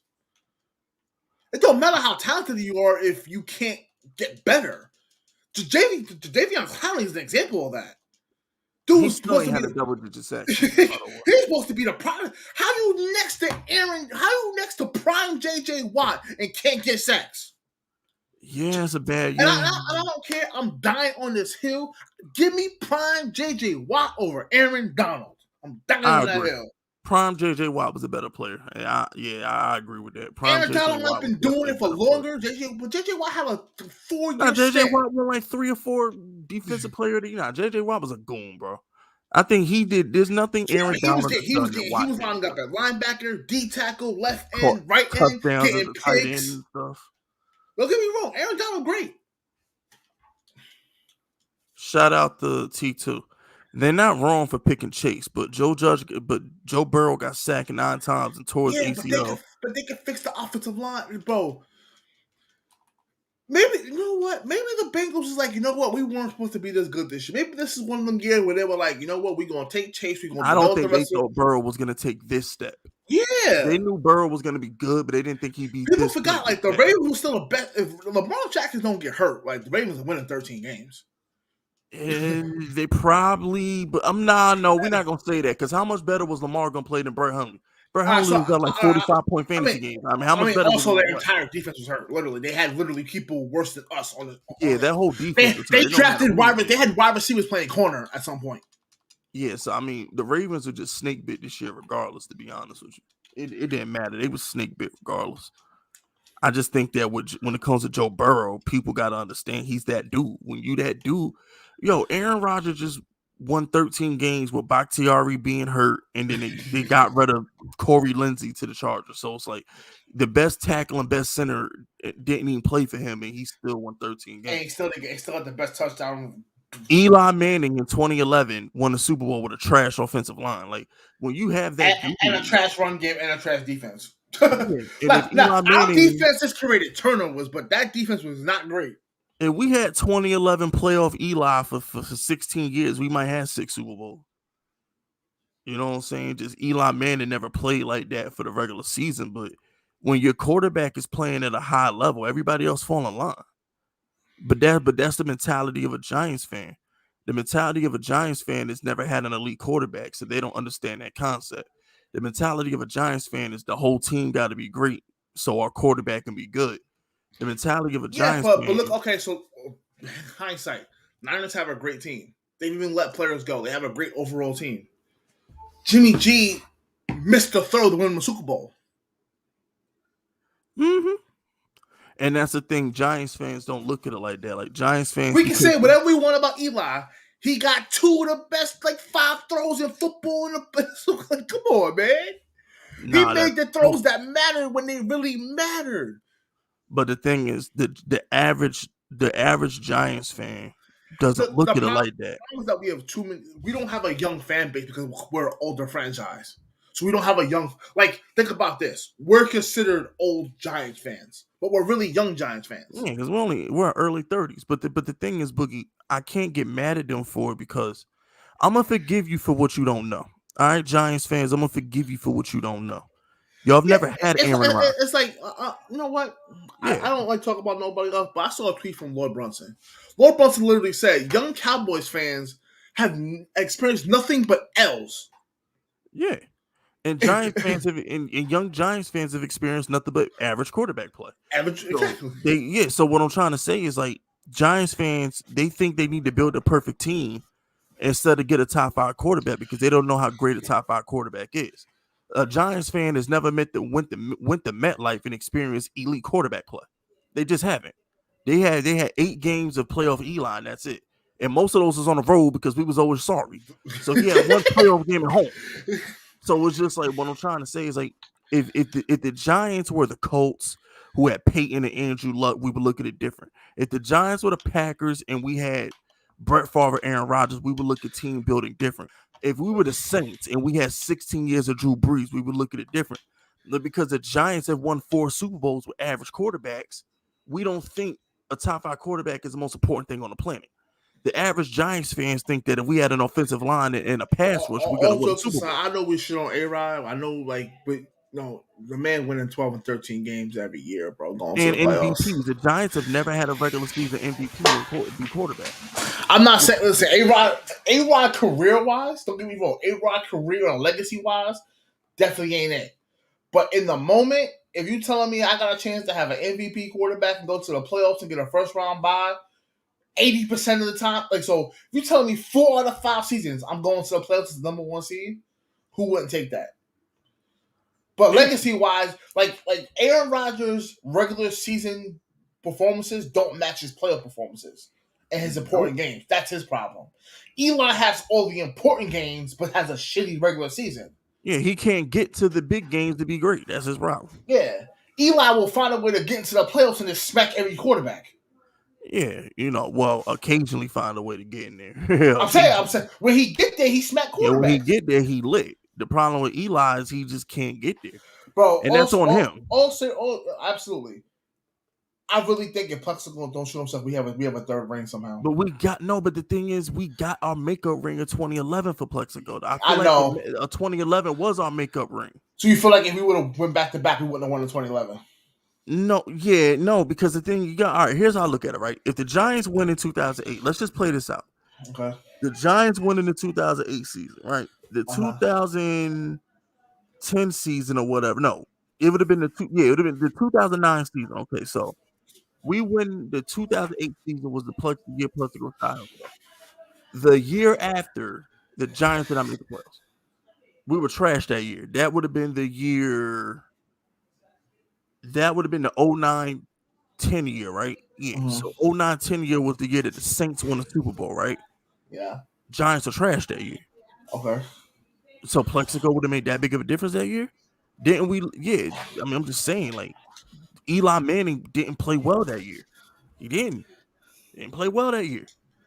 So, you know, I'm just saying, like, Eli Manning, if we get good Eli, then sure. But we never knew what Eli was. This is the issue that me and you always have with Eli Manning is that we get sick and tired of we know what his ceiling is. Why can't he be that 70% of the time? Because he's not great. That's what I'm trying to get Giants fans to understand. Eli Manning is not a great quarterback because he can't be consistently elite. When you could only be elite on occasions, that just means you're clutch. That don't make you great. If Eli was great, he would have been playoff Eli for 16 weeks a year.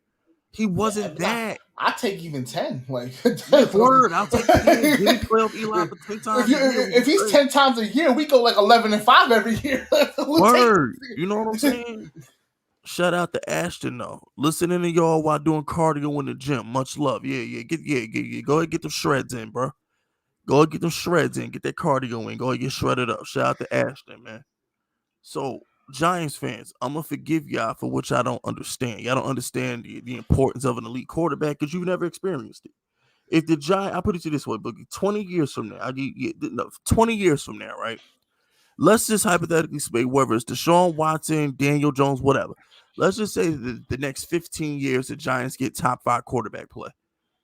20 years from now, we're going to be begging for a top 5 quarterback. We're not going to care about an offensive line. We ain't going to care about no pass rush. We're going to be like, please get us another top 5 quarterback. The Colts went from Payton to Luck to Carson Wentz.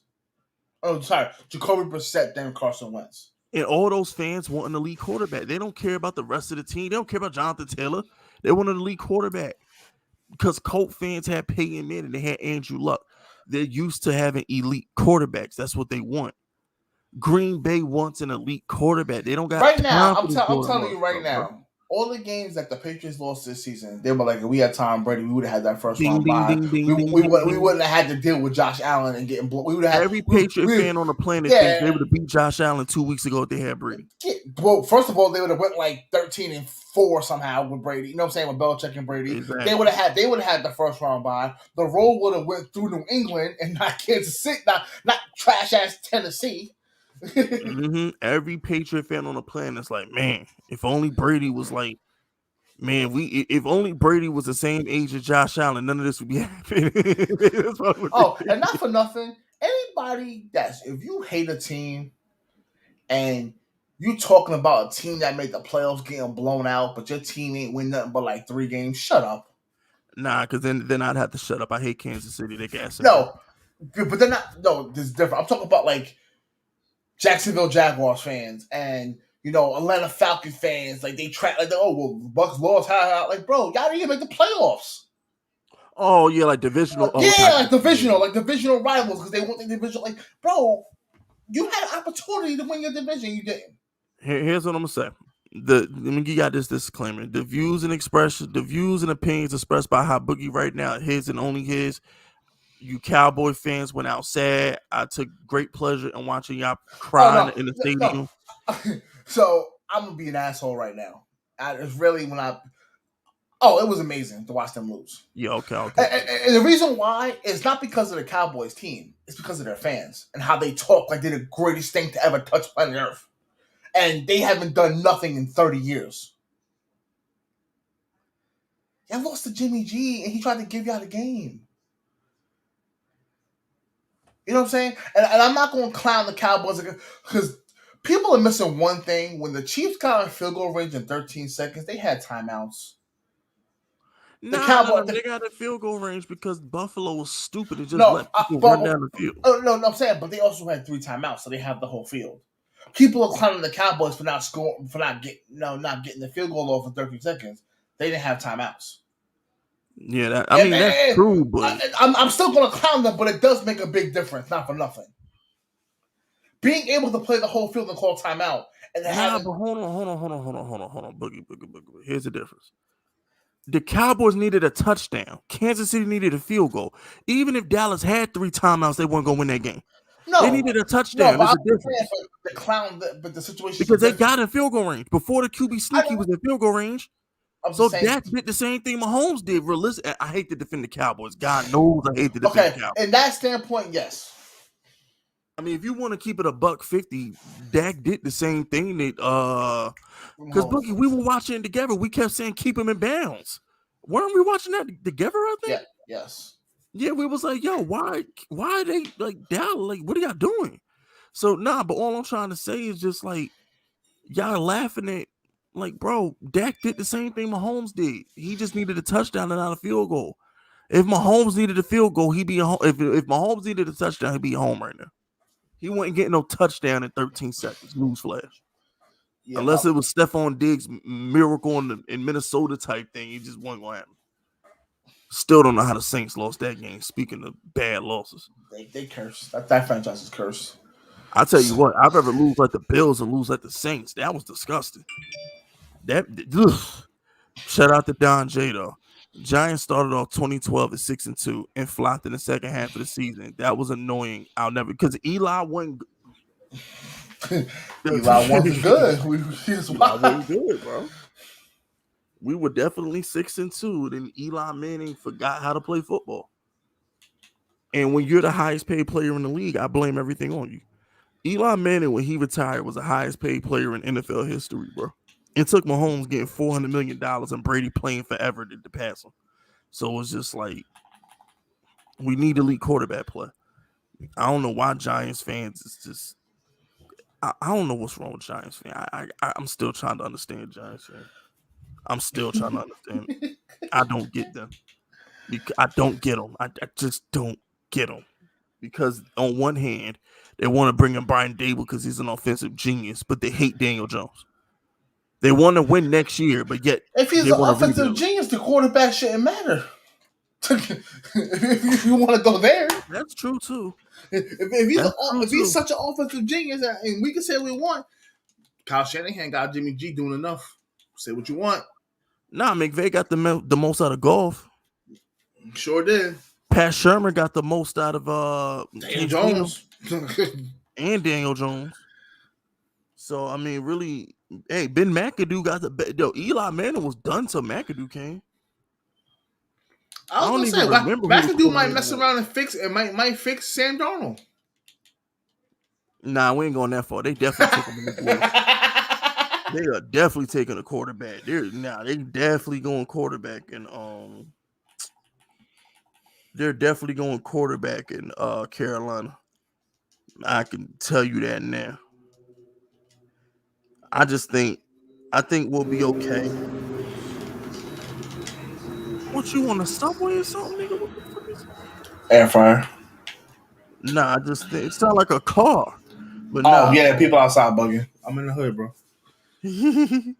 Nah, but what I'm trying to say is just if we get Watson, that's the rebuild. Watson is the rebuild. Why rebuild for 3 years and hope we're good?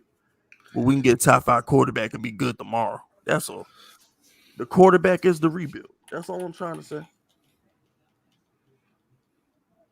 That's all I want Giants fans to understand. I'll give you that. The quarterback is the rebuild. When you get the quarterback, the rebuild's over. At that point, you get the Bengals. The Bengals got the quarterback, and now they're in the championship game. It's as simple as that. You think the Bengals have a better roster than the Giants? No, they don't. They got Eli Apple at corner, bro. Like, I'm not trying to hear it, bro. Name one player in their secondary starting on the Giants. I'll wait. Name one player in the Bengals secondary starting on the Giants. I mean, Von Bell kind of decent. He might be better Logan Ryan. right now. That's about it. That's about it. But I don't even know the other corners, to be honest. yeah, so like I'm just saying. I only mention Eli Apple because he's on Twitter running his mouth right now for no reason. I don't know why. Spicy. I don't know why he's running, bro. I don't know why he's running his mouth. I don't know what made him want to run his mouth today. I don't even. All the other day. I'm sorry. I don't even, bro. I just think that like I said, man, we gonna see how this play out. I just think the Brian Daboll coaching search is a joke. Y'all got mad at Mara for hiring Gettleman. I personally would rather, if you talking about building a team, right? All due respect, right? Since I'm gonna end on this, I'm gonna get out of here after this. If we talking about building a team, wouldn't you rather have the 49ers guy? Yep. They have a better team. Like first of all, the running backs on Buffalo are trash, right? Their wide receivers are gadget wide receivers outside of Stephon Diggs, right? Like, yeah, they did some good things with the players and stuff like that, but like, who's the better team? Like, San Francisco literally recycling running backs and getting 100 yards.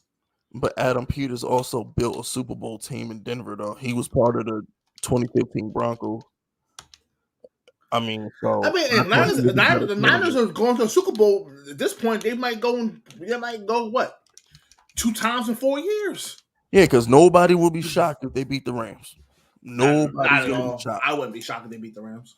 And then guess what? And if Shanahan go to the Super Bowl and win it because he run the ball down people's throat, ain't nobody going to be shocked. Nope.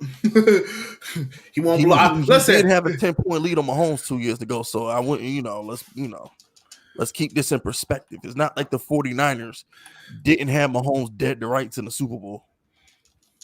They had him dead to rights. He was done. It did BS happen, bro. He was done.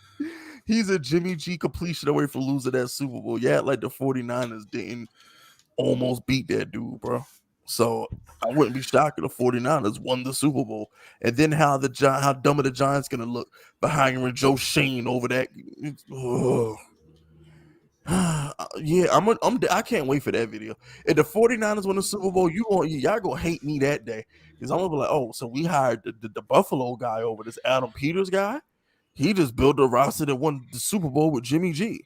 I personally want the Niners guy. I'm gonna throw in the Giants fans' faces if they win the Super Bowl. If the 49ers win the Super Bowl, I'm throwing it in man people's faces. Oh, y'all wanted Joe Shane, right? We could have had Adam Peters. He was in the building, and we let that guy walk out the door. He's holding a Lombardi trophy right now. What Joe Shane doing? Playing with his pocket protector or something. Like, well, come on, bro. I was gonna say, not for nothing, the Bills haven't really gone to like anything like special. Bills ain't done nothing, and I'm just whatever, bro. What about the Redskins? They're going this allegedly. They're rumored to get Jimmy G. That's allegedly. I know, but no. I said, but what about the Redskins? The Redskins let Sean McVay, Kyle Shanahan, and Matt LaFleur all leave that team. They've been to NFC Championships and Super Bowls, and the Redskins haven't made it out of the divisional round. Redskins, they're stupid, bro. The Redskins are stupid. Everything about the Redskins is stupid. This is the same team that let Kirk Cousins walk out the door for nothing. For nothing. You can say what you want, bro. Kirk Cousins ain't bad, bro. But if Kirk Cousins on the Niners, they would win the Super Bowl. I swear. Kirk Cousins would not miss that throw to Emmanuel Sanders. Nah, because y'all be dogging Kirk Cousins, but y'all love taking Justin Jefferson and Thielen in fantasy leagues, right? I don't know. Kirk Cousins can't be that bad because he get people the ball. And Justin Jefferson be catching bombs too. Justin Jefferson ain't the problem is that Mike Zimmer will run first coach. Let them go get a real offensive coordinator and watch Kirk Cousins stuff for 5,000 yards. Now we're not gonna slander Kirk Cousins, bro. Like, y'all be slurping Justin Jefferson and Stephon Diggs and all these dudes. Kirk Cousins been Kirk Cousins putting food in people's mouths, bro. With all these freaking passing yards he getting these wide receivers. We ain't gonna slander Kirk Cousins, man. That's all the 49ers needed was Kirk Cousins. That's what they needed. That's it.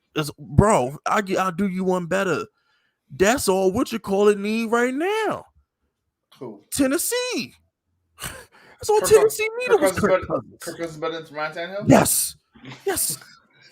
Tannehill's not that good of a thrower. He never has been. He can't throw the ball outside of play action. They have to run play action passes for him to be accurate.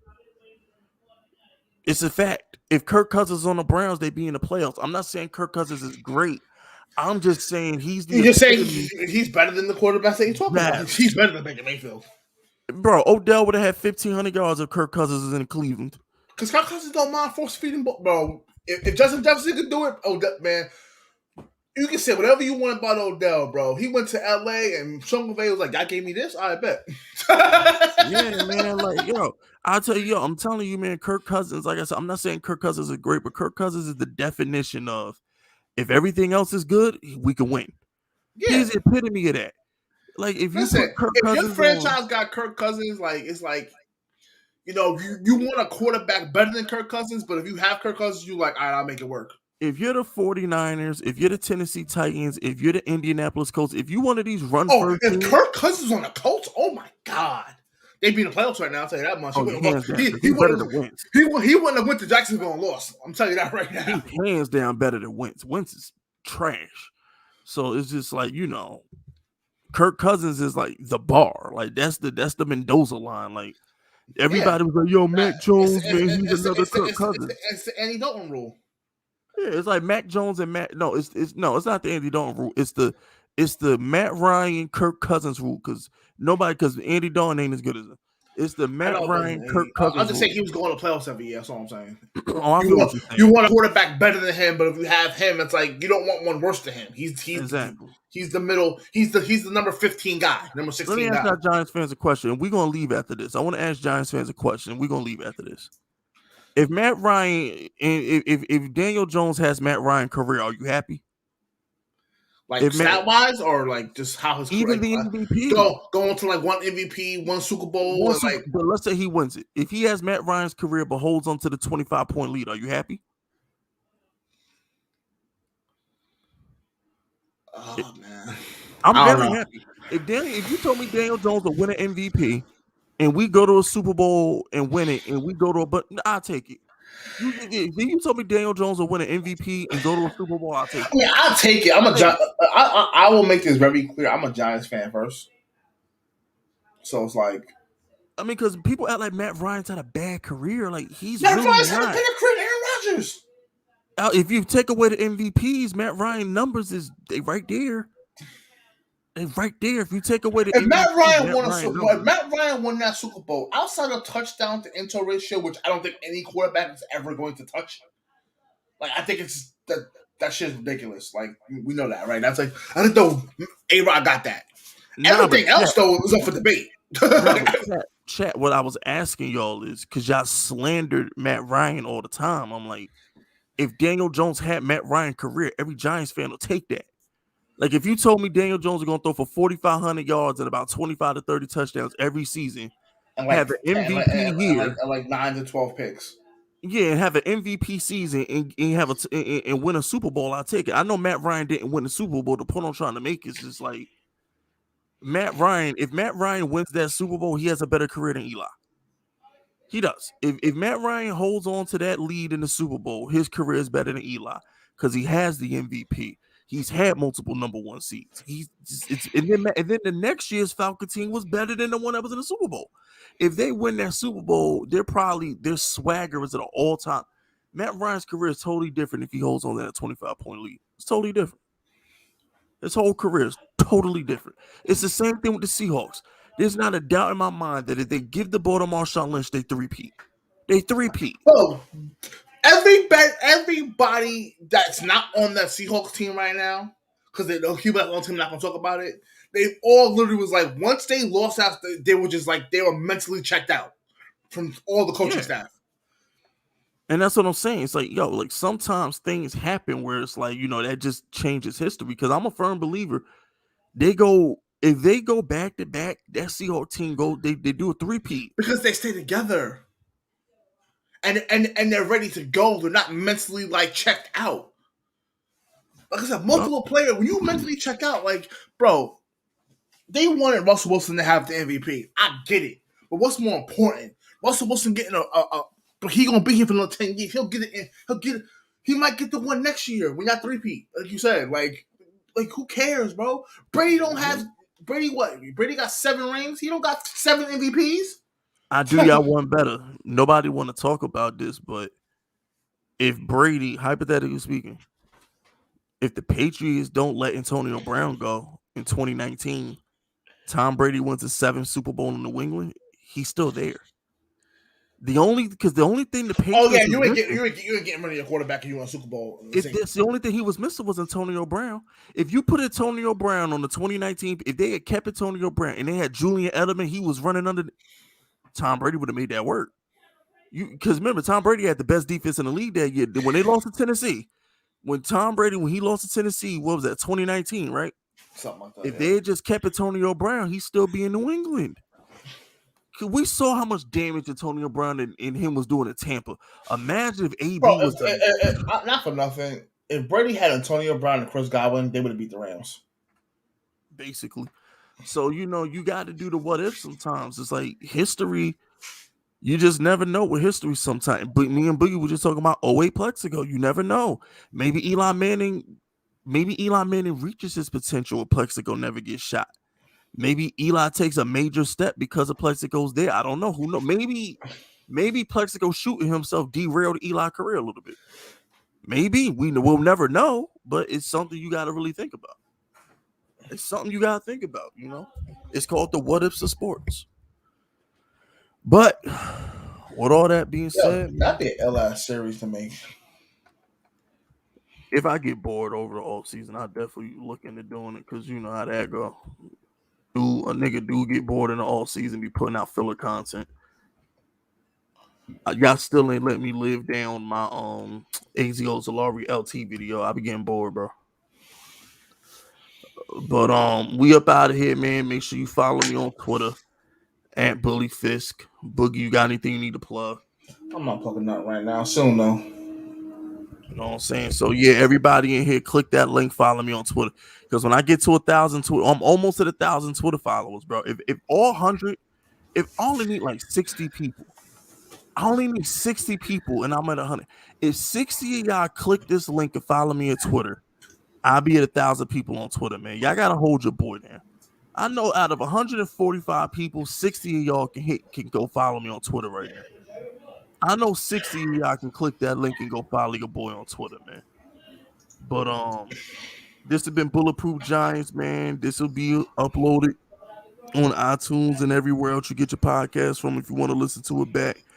Big shout out to Eli Racks, aka Vibes, for coming in today. Big shout out to Boogie for pulling up after work. We lit, man. It's the best Giants. This is the best Giants show on YouTube. I'm claiming that. I'm taking that. This the best Giants show on YouTube. Period. This is the best Giants show on the internet. Podcast, YouTube, in your dreams, however you want to frame it, bro. In your dream, yeah. Yeah, bro. Like, yo, we the best, man. But we up out of here though. Y'all be safe.